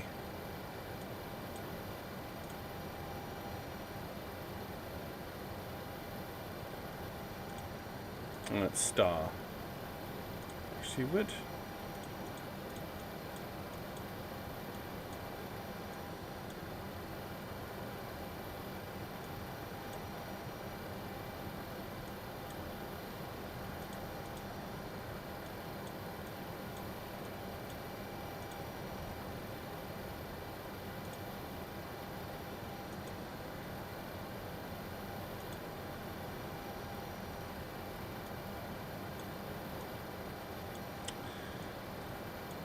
They're not going to have CTAF because charts always expect the tower and the ground and everything to be fully staffed, so I'm not going to find CTAF here. Reference?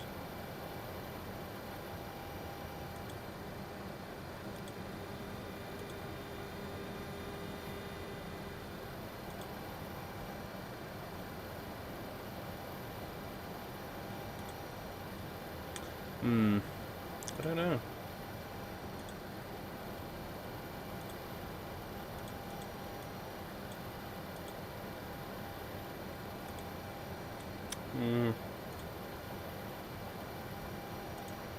Oh, hello. Why are we making such turns?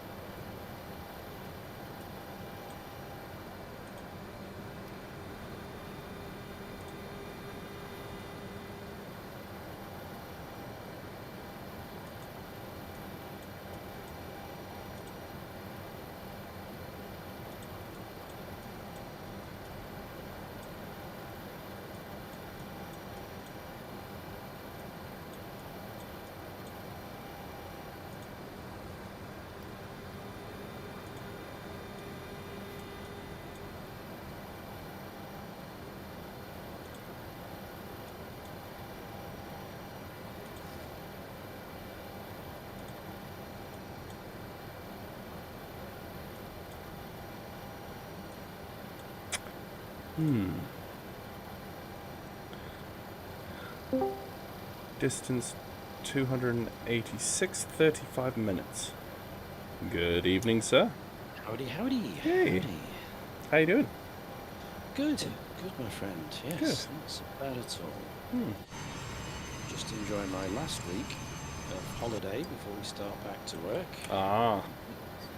Football season starts on Saturdays. Very good. Training day on Thursday. We're underway again on Saturdays. Tra- 12 weeks gone. training- Quick. Training day for the football or training day for you crew? Yeah, for the crew. For the Because it- sound crew and stuff. Okay. Yeah, for everybody really. Yeah. Because every year production come up with some slightly different alterations to Sure. the way we do it. Sure. You know, they'll have a longer intro. There'll be probably new openings, new Yeah. music, new graphics. Yeah. Sure. You know, new bits of jingles and stabs and things. Yeah. So Yeah. we need to learn that. And if there's any major, changes to the programming, there usually isn't, but they do minor tweaks now and again, just so that they can justify their existence. Really. Yeah. They've gone to the Premier League and said, "Oh look, we can do this now. We can do Yeah. blah, blah, blah." Very nice. And then so I think we've got more UHD games this year, Right. which is good. But, it means more work for everybody, which is good. Oh, good. But we'll Cool. wait until Thursday. The actual programming, they tinker things. Sometimes they have their highlights, straight at halftime. Other times they have the halftime sort of sequence packages, and then they put the highlights at the end. Sure. That sort of thing. Yeah. It's just tinkering a bit, really. Yeah. We have a day just going through it all, making Yeah. notes. Very good. And you're back from holiday now? Yeah, just back Sunday afternoon. Yeah. So today was, well, so I had photographed a wedding the Friday 2 weeks ago. Mm-hmm. I'd photographed the wedding on the Friday, drove home on the Saturday. So the wedding was in Glasgow, drove from Glasgow back down to Durham on the Saturday, and then on the Sunday we drove down to Gloucester, spent a week down in Gloucester, and then this Sunday afternoon just gone, we drove back up from Gloucester. So Yeah. today is like officially the first day where it's like, You're in your own yeah. own space. Yeah.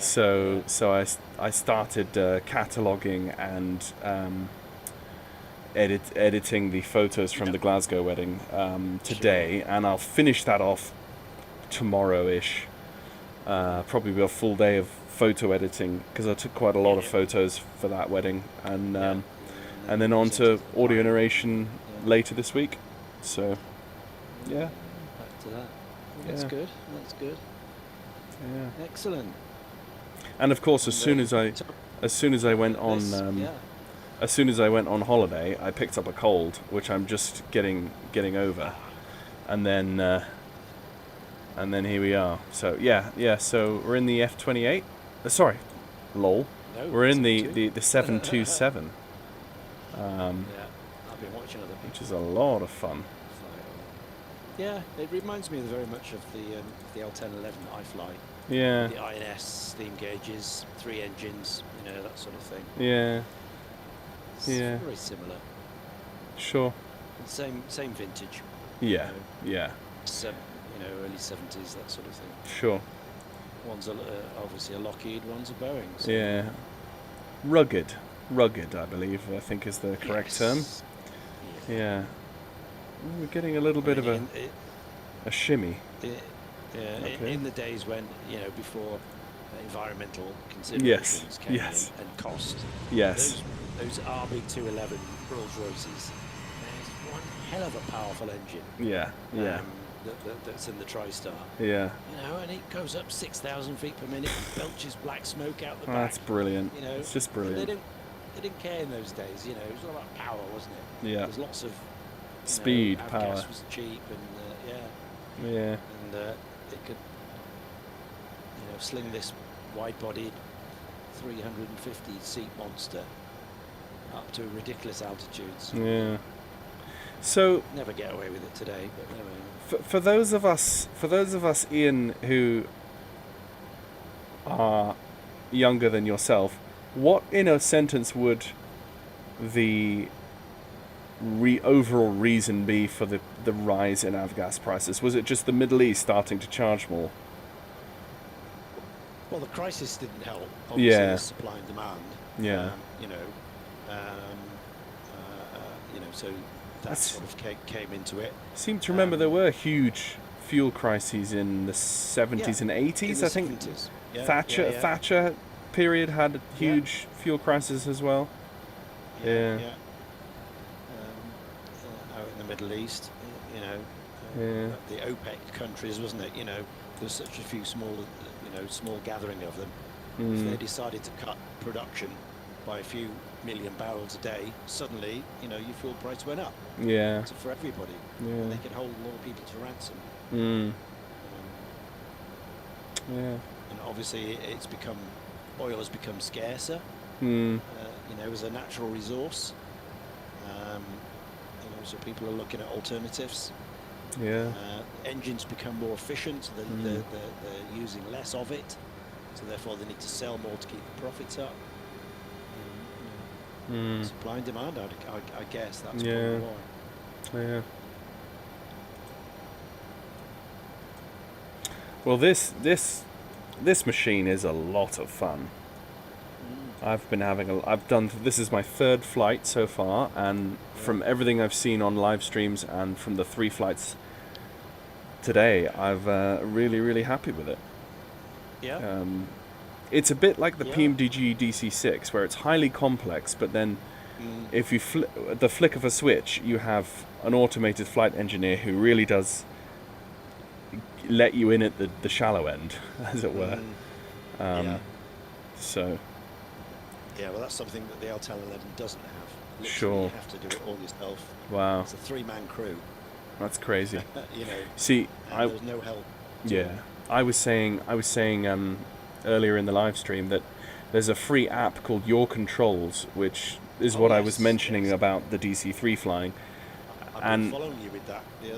What I your last few yeah, flights and so one of the guys in Discord has been saying, I think it's Matic in Discord, or Marvin, not Marvin, Matic, who's been saying he knows how to create a custom profile for individual aircraft.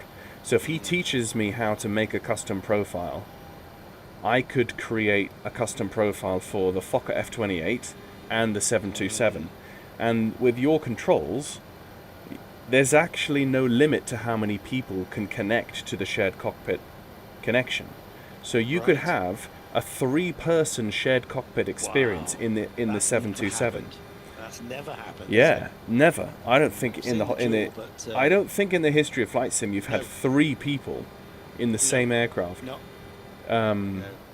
So that's really my goal now, is to say, Yeah, right, not, we've not got actively being involved and being able to switch things, Yeah. and control things. yeah. So that's my plan. That would be tremendous. Wouldn't I know, right? I know, right? Just thinking about it, it's like, oh, Yeah, I know. It just gets the on the VATSIM, engineer you know, back it there, just sat with there, you could ATC say, and yeah, give me power. yeah, you know, yeah, yeah. I'm giving her all she's got. do this, do that. Yeah, Yeah. yeah. So that's my That'd be ultimate goal. Tremendous. The F-28 is a 2-man cockpit, but that's still vintage enough for me to really think we need an F-28 profile and a 727 profile. And when the 707 finally comes to Microsoft Flight Yeah. Simulator, we need a 3-person. We need a profile for that as well for the long hauls, because the 707 320B, I think it is, they're modelling. That really was the intercontinental long haul. And the 747 Classic as well. That was a 3-man as well. That was. Although I don't think that's coming to MSFS. I mean, I don't know what's in the pipeline for MSFS 24. I mean, that's being released in November, but we'll just see what we see. When that happens. Yeah, exactly. Really. Yeah. But yeah, no, I'm enjoying this. Let's see. I've got roughly 45 minutes left to roll on this. Oh, and of course, San Juan Center came online after I left its airspace, That's typical. and Miami Center has logged off before I got into that. So it's basically an entire flight on VATSIM on Unicom, Yeah, yeah, which is yeah. it's the way it usually works, isn't it? It is. It is. Yeah, I did a long what? It's Melbourne to Kuala Lumpur Okay. today. That was like almost 8 hours. Oh, And, wow. Wow. In what yeah, aircraft? Yeah, in the TriStar. Oh, wow. Right. Where's Um, Kuala Lumpur yeah. again? Malaysia. Okay. Malaysia. So it was out of Melbourne, across to Adelaide, over to Alice Springs. I got it. Yeah. Up to the top, then over to Sumatra, Wow. along the Indonesian islands, over Bali, Wow. past Singapore, and then down into Wow. Kuala Lumpur.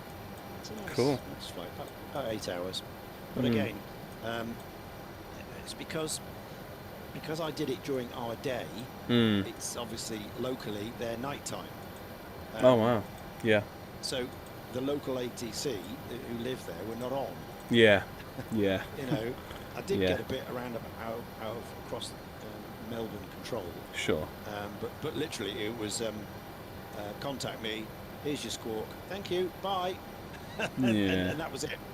Sure. And we flew a couple of hours across Australia, quite a way, but that was it. There was no interaction apart from that. Right. Unicom again, and that was it. So Yeah. that's the only problem of doing those in our night time.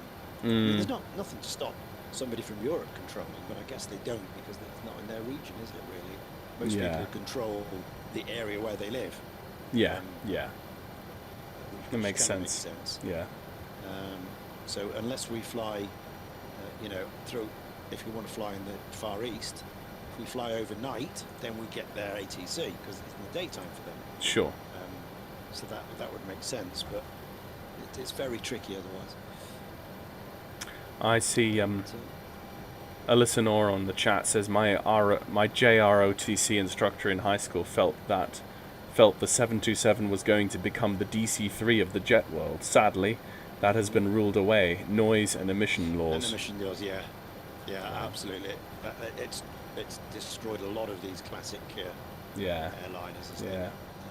And they're just too old to retrofit and change. Yeah. Hey, Marvin's in. Yeah, Hey. Bearded Toad is on Marvin, YouTube. Hey. You. An ATC session. Ooh. I'm a little that late. Had an controlling, ATC Marvin, session. or, I can, Yeah. Was that controlling or learning or mentoring? Feel free, Marvin, to jump in the Discord chat if you like and join me and Ian. There's no ATC online I'm in at the moment, so I can afford to chat a bit.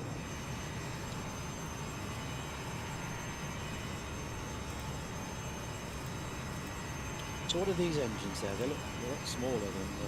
Well, the Yes, whole thing's smaller, isn't it? they It's are. a narrow body, this, isn't it?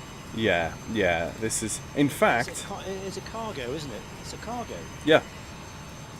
Oh, right. Okay. Is there a passenger version out or coming? Or? Let me just pause that. Yeah, so there is a passenger version coming, but they released the cargo version first. Okay, I think the reason they did that is because there's still physical real-life cargo 727s flying around today that they could use to develop the add-on. There are not any passenger ones around, and once they've got the cargo variant, the jump to the passenger variant shouldn't be too out of this world. So let me just find that out for you. FSS 727. The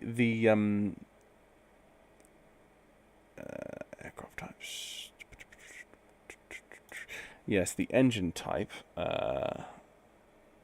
is.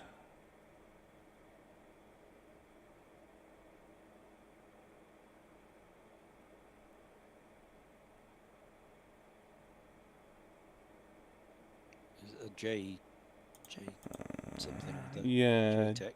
JT something systems. Yeah.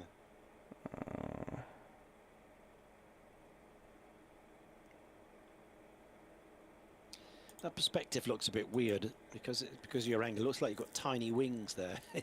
Yeah. Physically, it shouldn't be able to fly. Yeah, if I put the perspective on the top. It's your wide angle. Yeah, there you go. Yeah.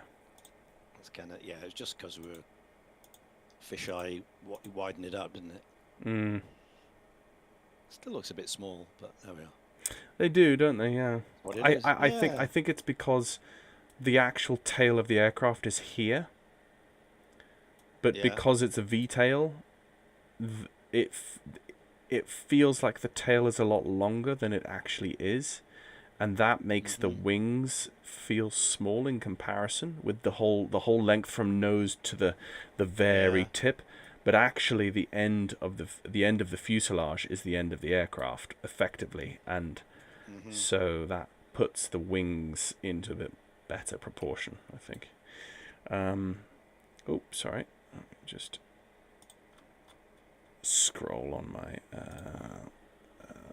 Boeing 727 engines. Just Google. Right. It's the Pratt & Whitney JT8D turbofan engines. Yeah. Yeah, the JT8s, yeah.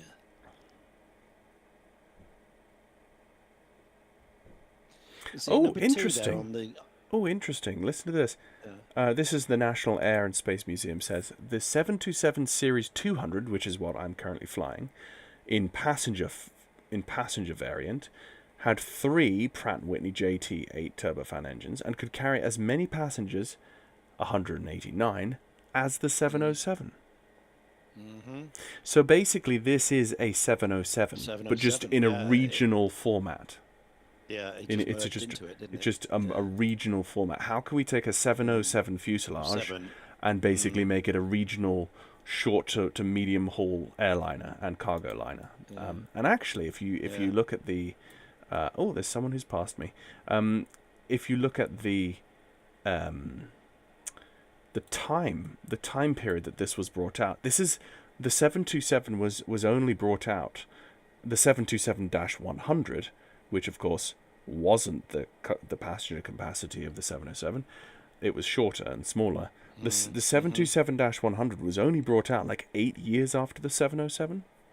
So it's got essentially the same exact fuselage, which is a narrow body, and it's smaller, etc. But just smaller engines and designed for a couple of hours. Yeah, more efficient over the short hauls, whereas the 707 was the big 4-engine transatlantic jobby, wasn't it? Yeah.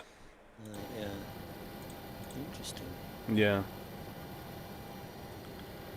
So let's see, what have we got on the distance and time? 137 nautical miles to run to the next waypoint, and that's just about 17 minutes. So about 17 minutes to Nassau. I'm a little late. Had an ATC session. Controlling got my solo tower rating recently. Very nice. Where were you controlling, Bearded Toad? Because I could easily provide you with some traffic one day. Yes, we'll bring our Connies in. Yeah. DC6s. Yeah. So, okay, right. Just looking at little nav map here.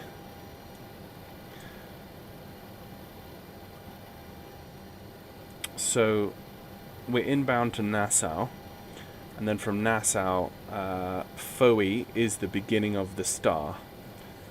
And in the INS, I've just plotted Foe, Juno, and Lovely, which are the 3 points for the star into Miami. That's what I do. If I've got straight lines, I don't bother the intermediate ones. Yeah. Because you've only got 9 without reprogramming. Yeah. I've got to learn how to reprogram, and I've got to learn how to update the accuracy of the INS in cruise, which someone did for me. I think it was you, Marvin. You helped me do that on the DC-8 Scandinavian from Copenhagen to Athens a while back. A listener says, at one point, Boeing and FedEx were in talks to convert their 727-200 Advi freighters into what amounted to a 727-300 by converting the 3-man cockpit to the 2-man 737 cockpit. But FedEx decided they didn't like the price, so it was dropped. Interesting. So it sounds like there was a certain point in history where... Hey, Matic, good to see you. It sounds like there was a certain point in history where a kind of merge between the 727 and the 737 was contemplated. Yeah. Attributes between the two. 707, as you just said. Yeah. 707, that became this, that became 73, so sure. Natural progression, isn't it? Yeah. Hey, Matic, we were just talking about creating your controls profile for this aircraft, so 3 people could get into this aircraft. We need a 3-man crew. Because we need a 3-man crew. So I need to talk, and we need to talk with you and get some sort of session going where I learn your wisdoms. A bearded toad says, "Oh, uniform, whiskey in Moscow. Oh, I'll make sure to invite you to my S2 exam." Yes, please do. That would be cool. I'd like that. Please do. I could roll in there with a 727, a cargo 727 or something. A 3-man crew in this sounds nice. Cruiser, yeah. Strata Cruiser. Just all the really horrible non-GPS things Yeah. descend upon Moscow. We need vectors only, unable, Yes. unable. No, we can't do that speed. No. Yes, yes. Our Yeah. favourite word with ATC. Unable. Unable. Yeah. Yeah.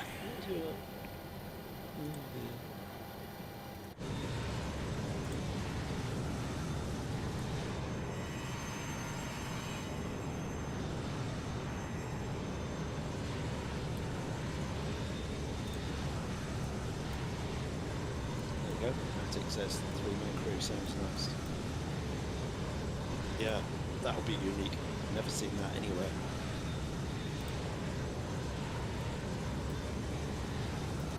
You could just imagine the thumbnail for that YouTube video, a 727 It with would be, 3-man shared cockpit on VATSIM. it would be viral, wouldn't it? I mean, they'll be I hope queuing so. up. I mean, that's my goal one day. Yeah, it'd be like, yeah.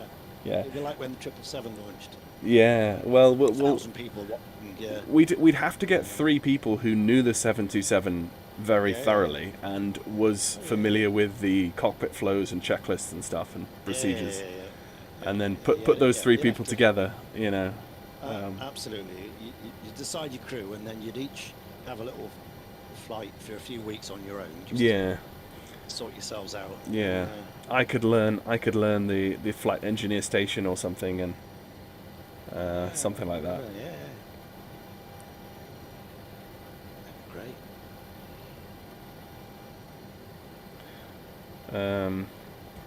As a tower, I'd be happy to see you. Approach would have a different opinion though. Yes. Yeah. Yes, Approach it, that's yeah. the difficult bit to get the Yeah. spacing right. Yeah.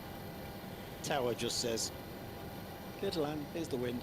Well, as long as we all jumped in the same aircraft, if we all jumped in DC-3s or DC-6s, that wouldn't be as bad. It'd be easy. Yeah. I don't know much about the 727, but I guess it's like any other plane. You just point it in it towards where you want to go. Yeah, that's true, Matic. It's very, very similar to the F-28. It's essentially just like the Fokker F-28, but with an INS system.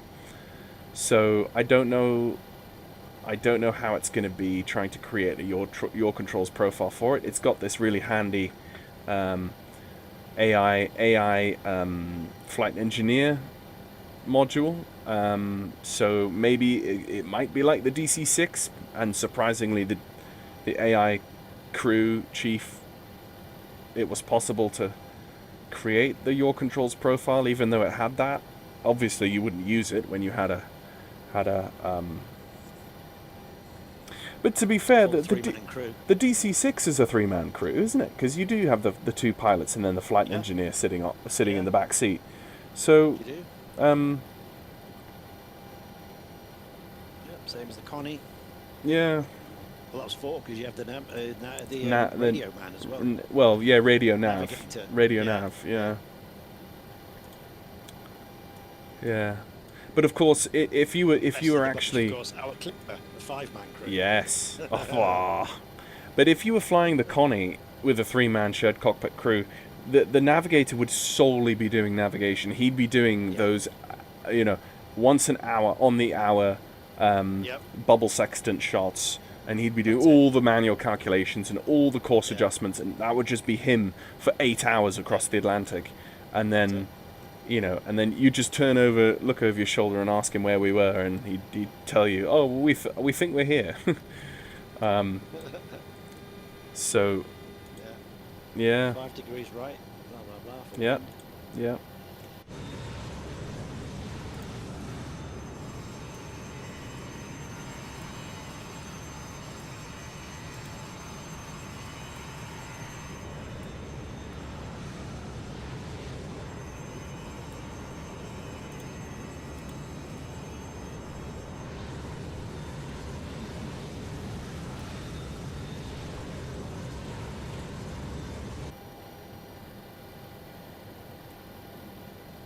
.8 minutes to Nassau, And after we pass Nassau, things are going to get more interesting here, folks. We've got about 80 nautical miles after Nassau to the top of descent. Of course, the descent profile I'm using actually is for a Fokker F-28, so I should actually go and look at the actual.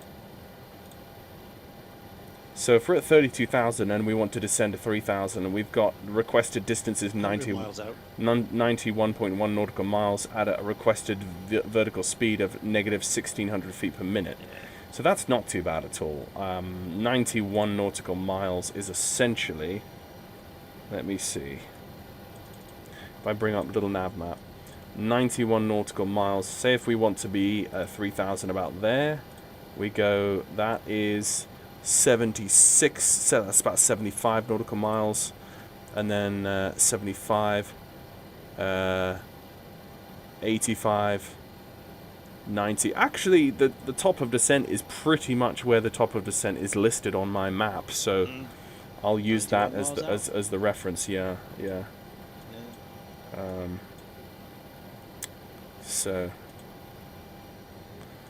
Oh, we do have tower at Miami. Oh, no, sorry, ground. Okay, we've got ground at Miami now. Maybe by the time we get there, there'll be tower, at least. Yeah.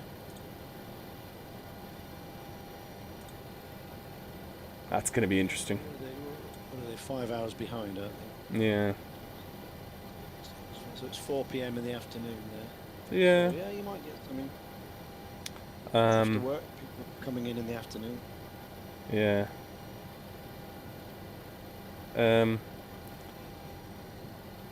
See, Matic says, DC6 3-man crew, sign me up.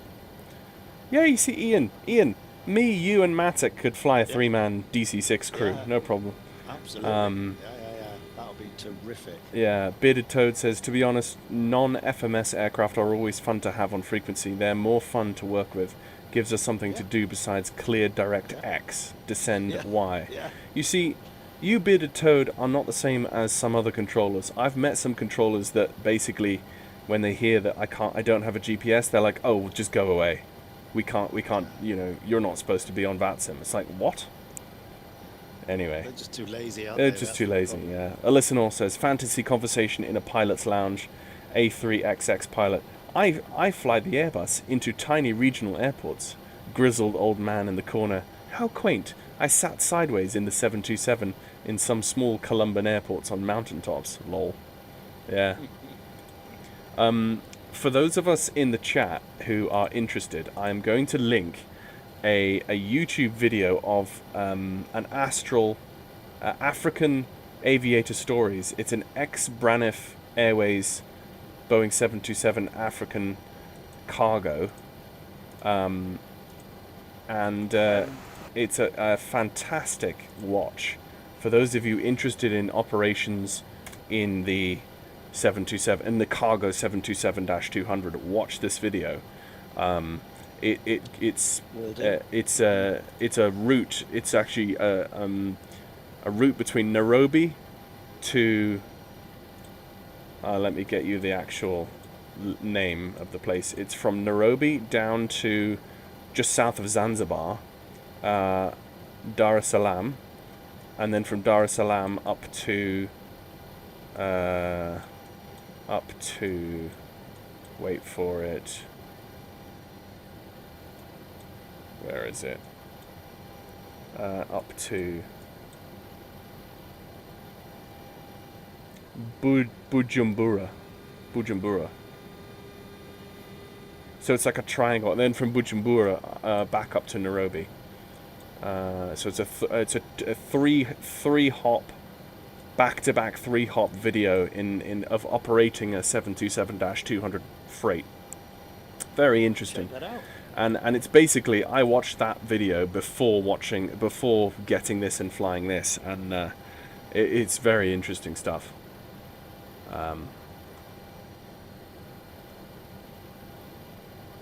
And the flight engineer in that video, he started his career on the 707 and loads of other 707, DC-8, You know, all these old classic vintage airliners as a flight engineer. So it's like he turns around to the cameraman. He's like, "Oh yeah, I started on the 707," and he's just like this young cameraman guy. Is just like, "Oh, you know, we lived in the wrong time period in history." So, getting closer to Nassau.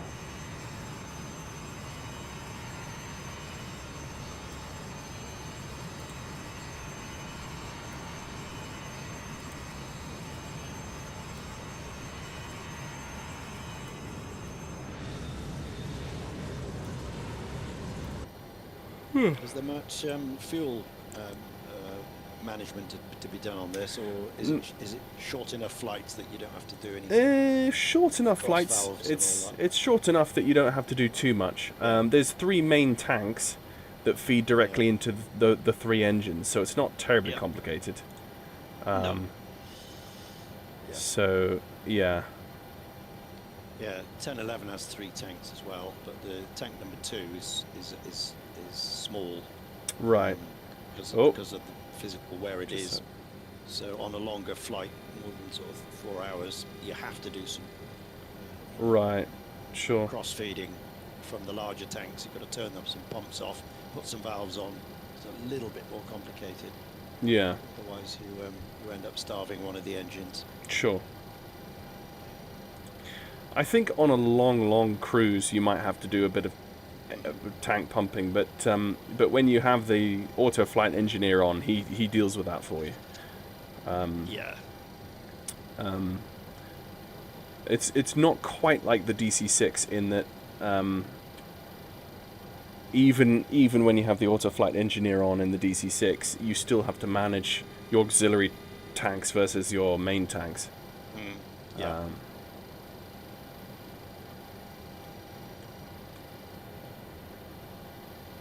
But yeah, I the modeling they've done on this is really amazing. If you look at the actual dashboard in front, you can see all of the weathering. Yeah. Very, very nice. Yeah.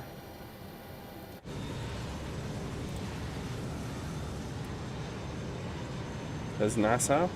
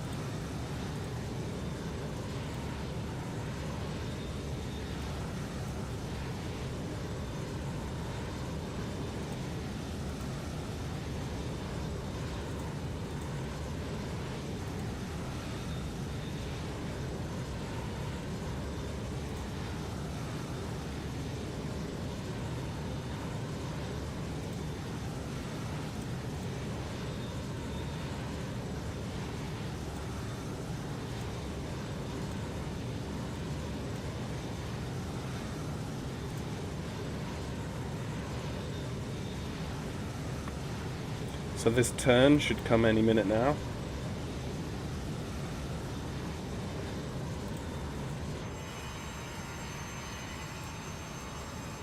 There's the turn.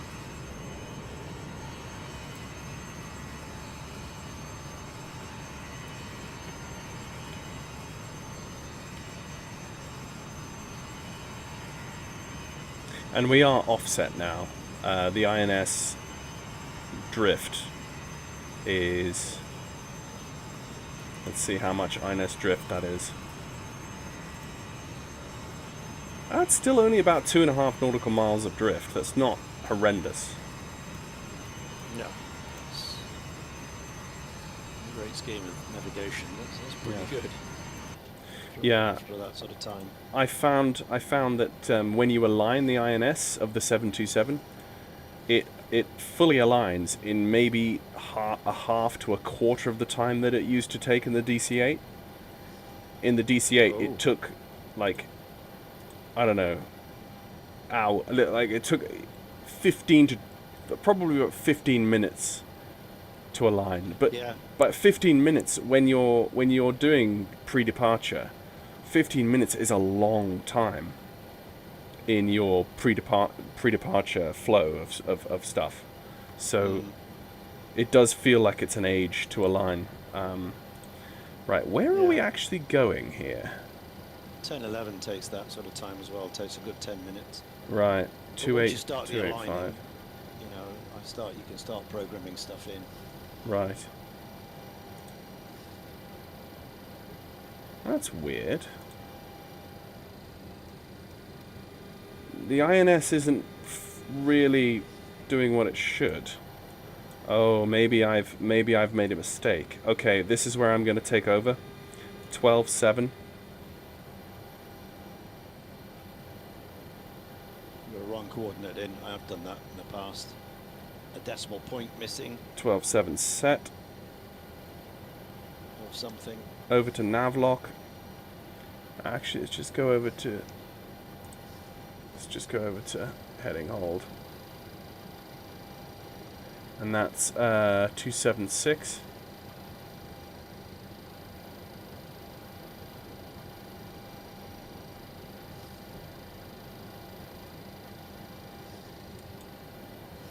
Yeah, that seems to have come unstuck somehow. Right, I'm now off the INS and I'm on to, which ironically is exactly when I need the INS, because these are GPS waypoints. Anyway, for the sake of the stream and the flight, I'm just going to pretend that I'm using the INS, but I'm essentially now on heading hold. Well, I'm using the outbound VOR of Nassau to get me out to Fowey.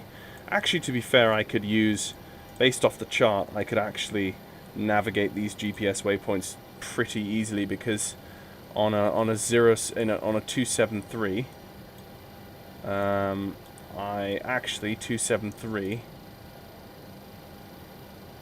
There you go. On a 273 out from Nassau, it's 63.3 nautical miles to Lux. So let's put oh, that's that's 12. Oh yes, 12.7. 12.7. Let's put 12.7 in the other side as well, so we get the distance DME readout. There we go. So we are 35 nautical miles out from Nassau, and we continue to count that up until we get to 63.3 nautical miles. And at that point, we know we're at Lux. We could cross-check it with this radial from Zulu Foxtrot Papa, and then from there we do another 32 nautical miles to Fowey, and then when we know we're at Fowey, there's actually a VOR radial from Virginia Key 17.1 that we could use to track all the way to there. So actually, that's what we're going to do. Yep. Right? Set that up. Wait till the needle moves. Yeah. Jobs are good. Needle's there. Okay. So a little bit of a blip you could see here on little nav map. I crossed over and we began making the turn, and I expected it to turn on to the new course, but then it was going way too far north for some reason, and I think the GPS waypoint for Fowey I maybe got wrong, and it was actually like up here. But you can see we've now captured that, and we're inbound Fowey anyway. So yeah, so as soon as we hit Fowey, we will go inbound direct to Virginia Key, which is this VOR up here, and that is basically that line up there. And then you'll intercept before you get there. Good. And then from Lovely, we'll go radar vectors, and then ILS in from the west. So okay, we're going to hit that top of descent very soon now. So and as per my charts or my information, I'm going to go down at a rate of negative 1,600 feet per minute. So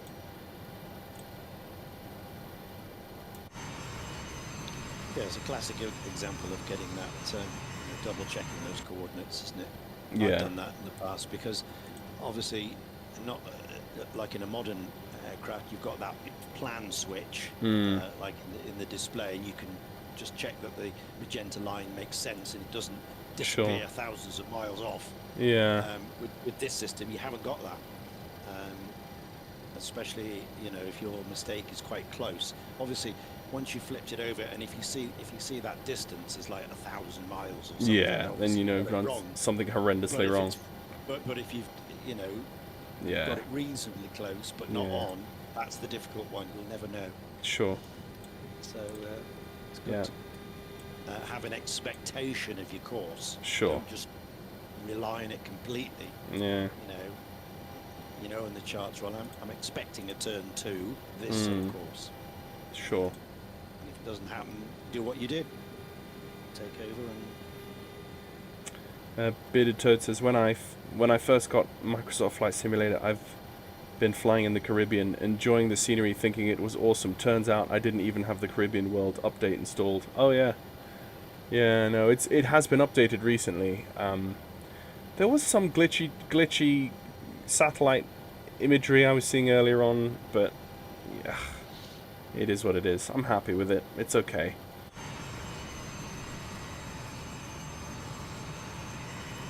To basically get the full world of ortho satellite scenery for free with the simulator, I'm prepared to be happy with.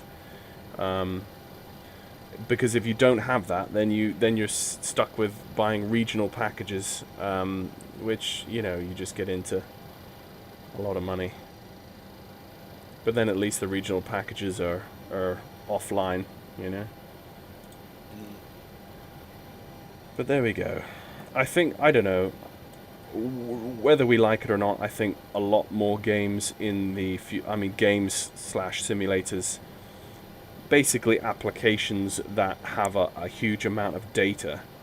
It will as the internet gets more powerful and faster and people's connections get better, I think we will see a lot more developers developing their core applications to run in the cloud and then stream you the data your PC needs, but most of the code could potentially be server-side, which is a weird thing, but yeah. Yeah, that's the way it's going, isn't it? You know, I mean, it'd be great for storage and performance. Yeah. Because all the hard work and the number crunching is done elsewhere.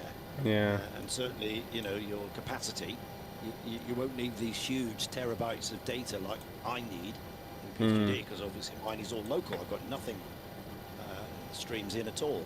Yeah. Nothing at all. So I need, you know, 8 terabyte drives. Yeah. Using photoreal and stuff. Yeah, yeah. So 10 more nautical miles will be at Fowey, and at Fowey we need to tune up Virginia Key, which is 1710.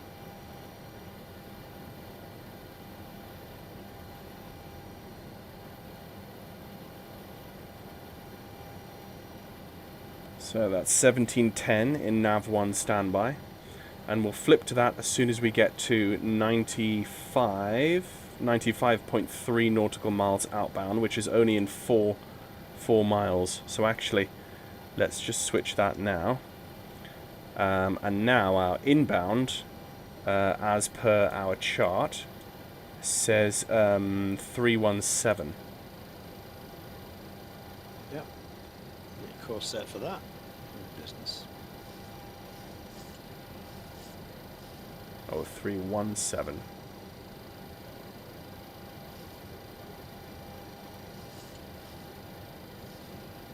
Yeah, wait for that needle to come in and make Whoops. your turn. Whoops. I should have set turn knob first. Should have set heading hold first.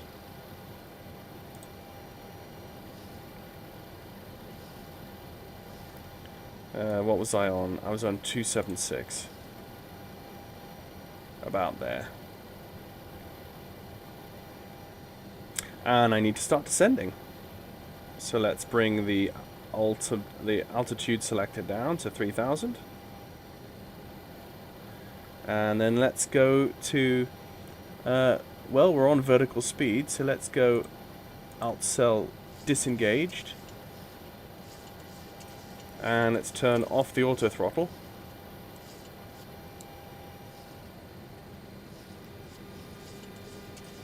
Bring the vertical speed down to negative 1600 feet per minute. And throttle down, and we are descending. We are now in the descent. And we are almost on the radial, the new radial, so let's just bring that in a bit further. That is actually 1710.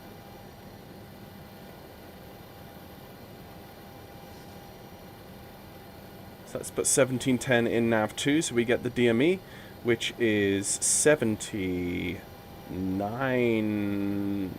So the DME is only on nav 2 then? You can't switch Yeah. it to nav 1? Like, Yeah, if you see on the below other it says strap. first officer DME 2. Ah, yeah. So that reader Only. is only coming from the nav From the 2, FO side. Yeah, nav 2 sadly. side, yeah. which means if you want both the needle and Yep. the DME, you have Yeah, to yeah, tune you've both. got to use both. Oh, look, Use someone just both. went below me. Yeah. Oh no, someone, yeah, someone's down there. I'm behind someone, so.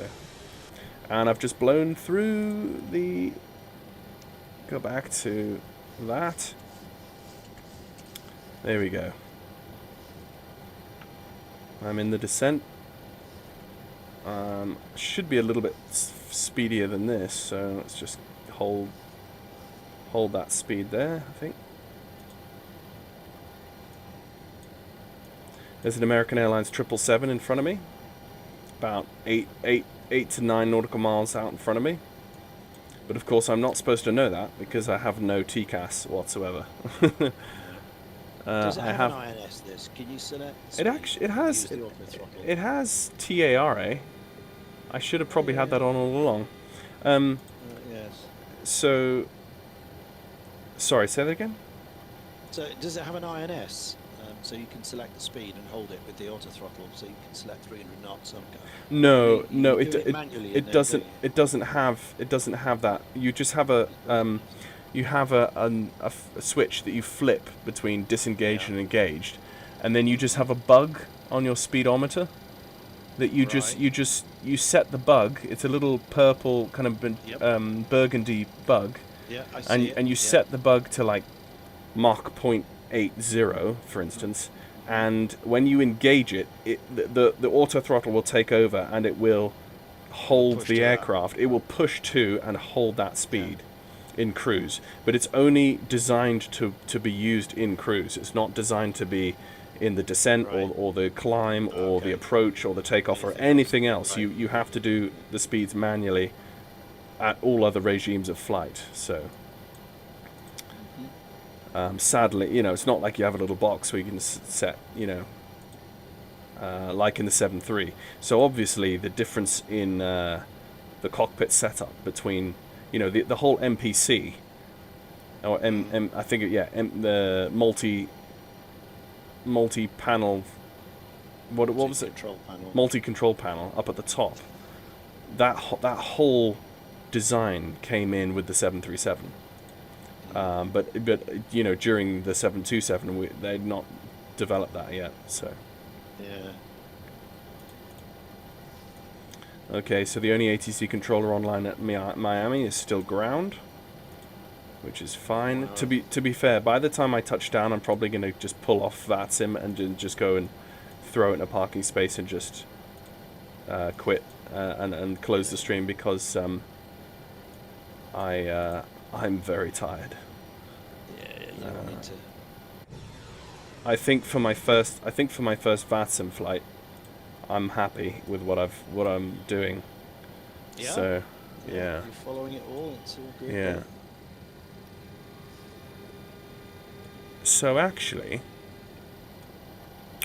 interestingly, from Lovely at distance 32 nautical miles, so we're 49, at 32 we will be at Juneau.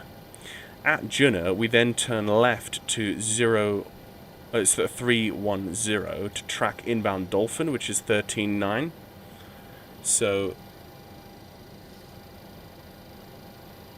there's no reason why you can't do a proper star in an aircraft like this, as long as the chart is laid out with VOR radials. Yeah. So, Yeah. right, let's go back to heading hold. That VOR is right on where you need it. Yeah, let's go back to heading hold for the moment, and let's tune in the next VOR, which is 13.9. Yeah.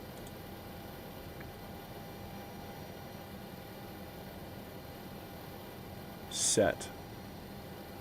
And that new radial is going to be 310. Set. But you can see, look at that, that's actually where this helps us. The needle is for the new VOR radial, but I'm still tracking the DME from the old one, which is 32. Actually, we've just passed.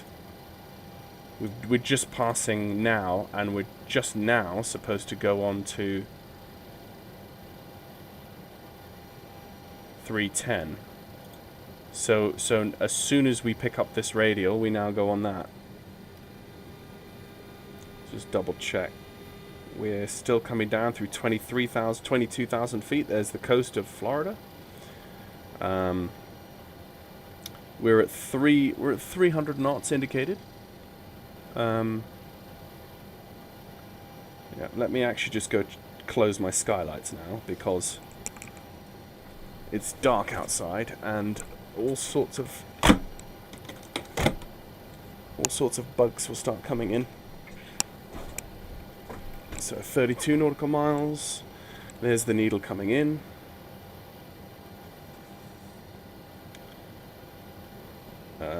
And actually this doesn't match up. Weirdly, the chart doesn't match what I'm actually seeing in the aircraft, because by Juneau we should turn on to 310 at distance 32 nautical miles from Virginia Key, but we're at 28 miles from Virginia Key, and we've not found the 310 course pickup yet into Dolphin. No. So it's not, weirdly, it doesn't actually fit what the chart says, which is strange, but whatevs.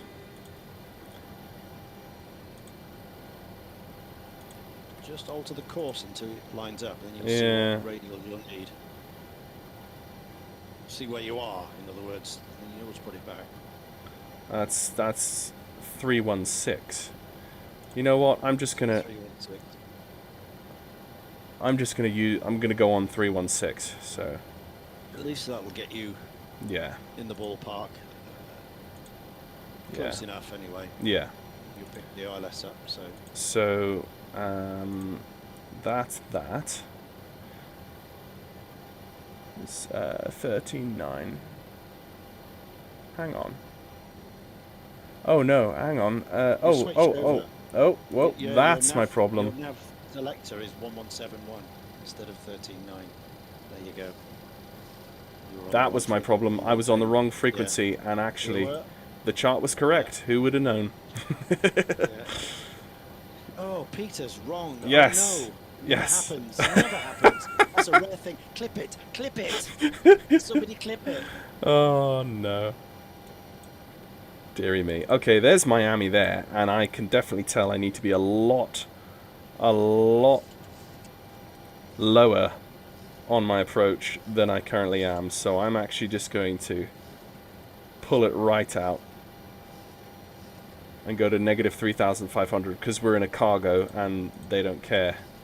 There's no babies. There's no babies in the back, so there might be horses, but yeah.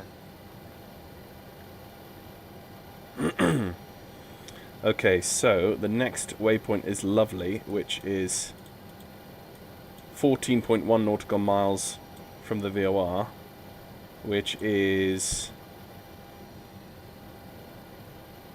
2 miles. Oh, it's counting down. Is that on the correct frequency as well? It is now. No. Which is 19. It's about 20 to 19 miles. So 14.1 is when we are at Still got lovely. 5 miles. Yeah. Still got- So what's the height? What's the restriction there? Is there It doesn't say a Doesn't tell you. restriction at the moment.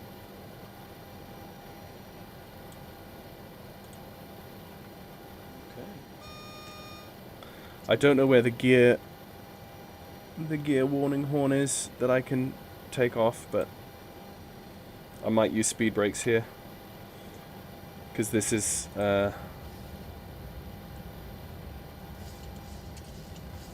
that descent calculator was way off.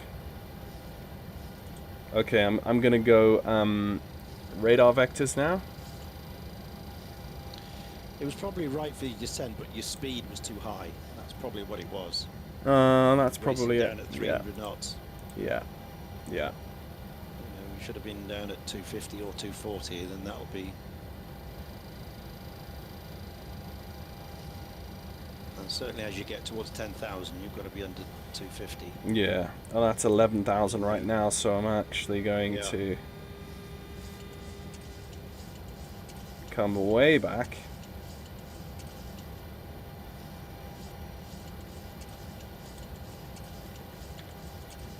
There you go, that's 250, coming down through 250 now. So you met that restriction, that's good. Yeah.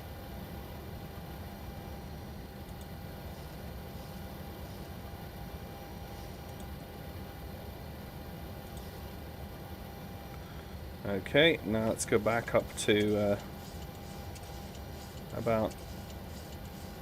I like how when I put this vertical speed input, the pitch trim is like. Stack trim goes. Yeah. Okay, there's down through 10,000 feet. So let's get landing lights on, and let's get no smoking and thingy-majiggy. And let's start lining up for our ILS. Actually, let's use 09 right, because I can see that's what an aircraft in front of me is doing. That's 10-9.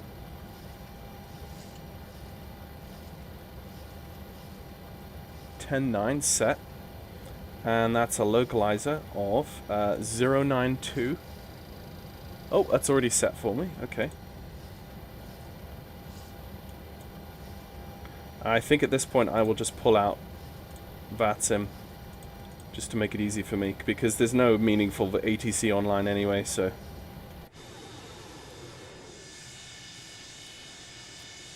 Yeah, very wise. Somebody pops up last minute. I don't know where the stall warning horn disregard switch is in this, but that would be fun to find.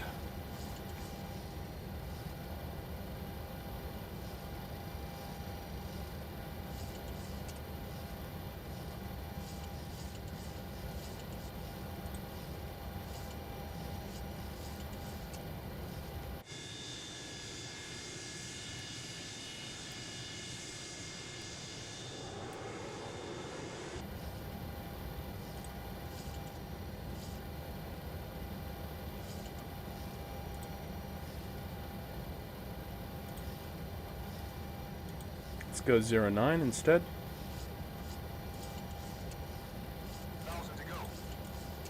1,000 to go. Outsell. Let's just bring that down to like 2,000, so it's not, maybe 1,500, so it's not a horrendous jarring sensation on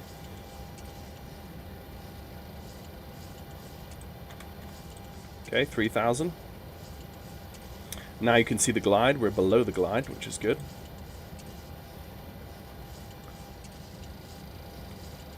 Let's turn due north. Set.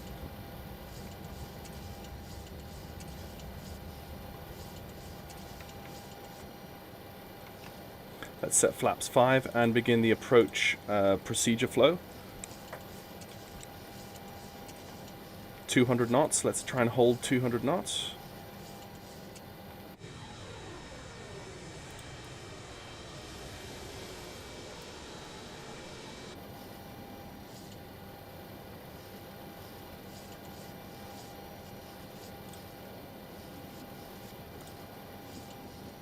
Let's put the auto brakes to medium. Yes, the auto brakes is on the roof.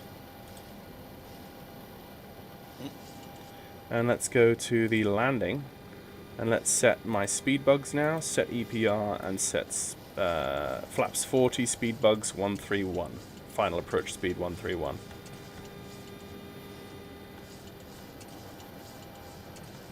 And now we do need to kick in the... I'm going to keep quiet for the approach because you might want to hear the engines.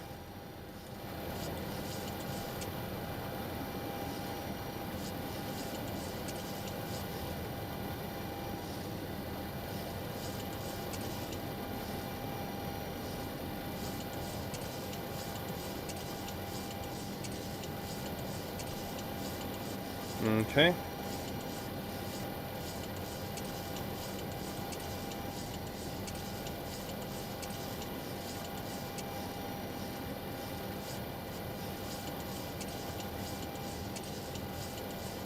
Glide slope.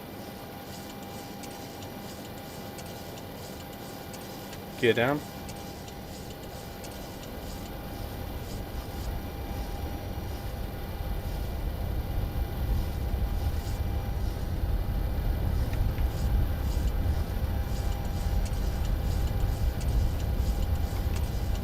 Flaps coming down.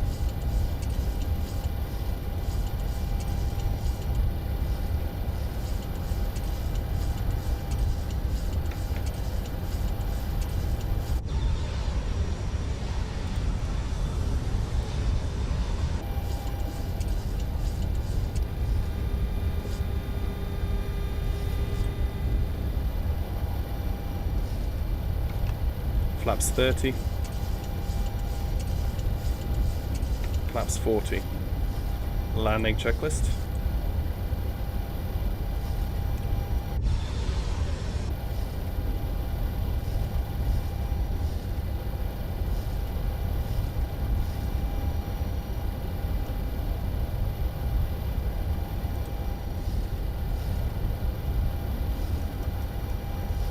What happens on those checklists then? I can't hear anybody doing anything. No, there's no voices. There's no voices of the crew, but they are. You can actually hear. Oh dear, you can hear the switches all being switched if you listen for them. Oh. Oh right, okay, but they don't tell you what they're doing. No. Okay, that's a little.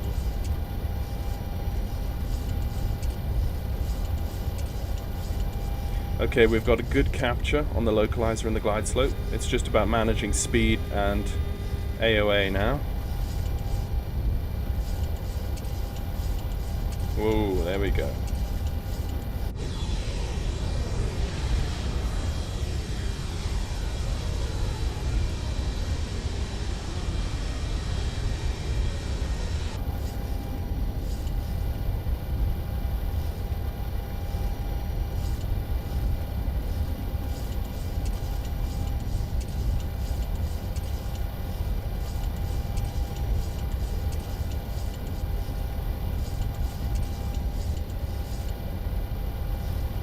There we go.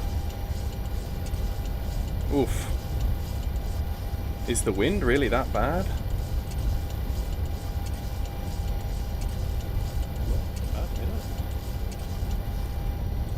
Getting blown around a bit.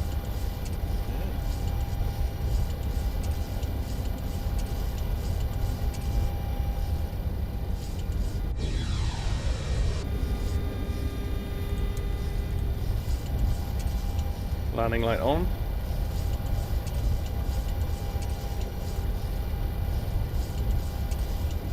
I really don't want to stall at this speed, and I'm hesitant to go any slower than this, but I am nose down attitude, but this is flaps 40, so maybe that's just part and parcel of flaps 40.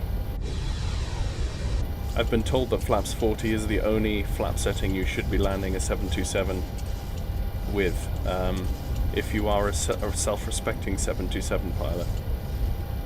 So we're right on the speed there, right on the numbers, and at minimums I will take out the autopilot and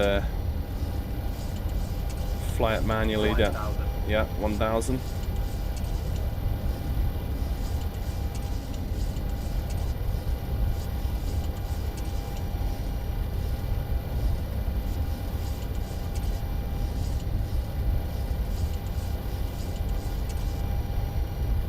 It looks like you've got little fast, slow tags there, but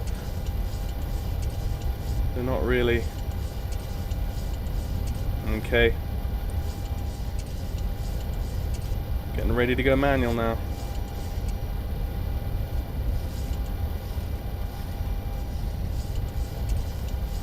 500. 500. Landing. Manual. 400.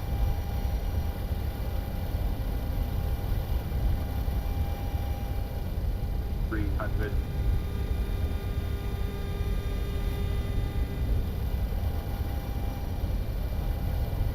200.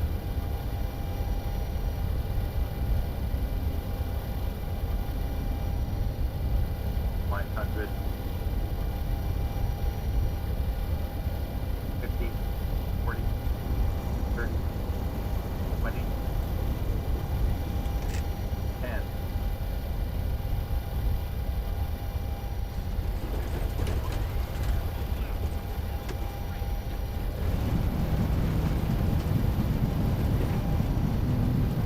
Negative 165 feet per minute touchdown. I'll take that.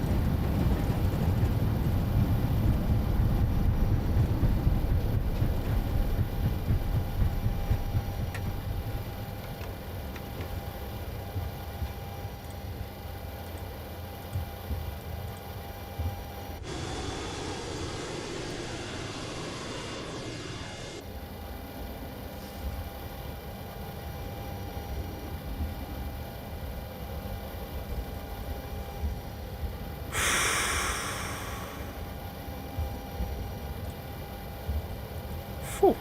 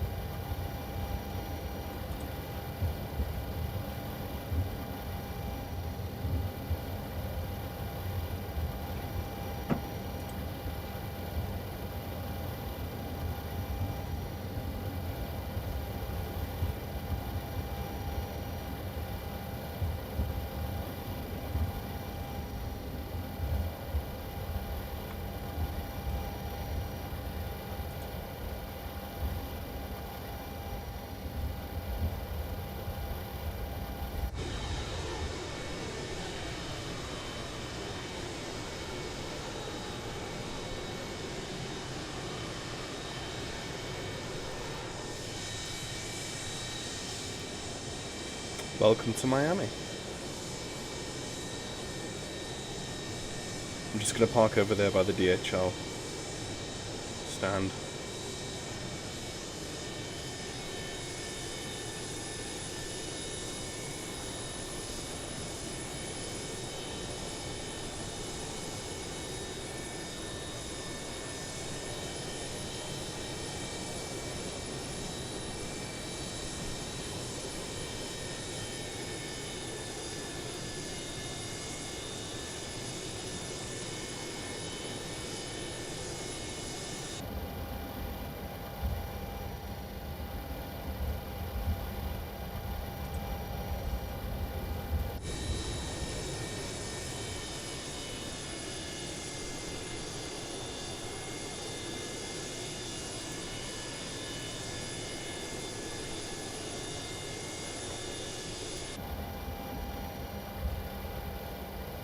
It has very nice ground handling.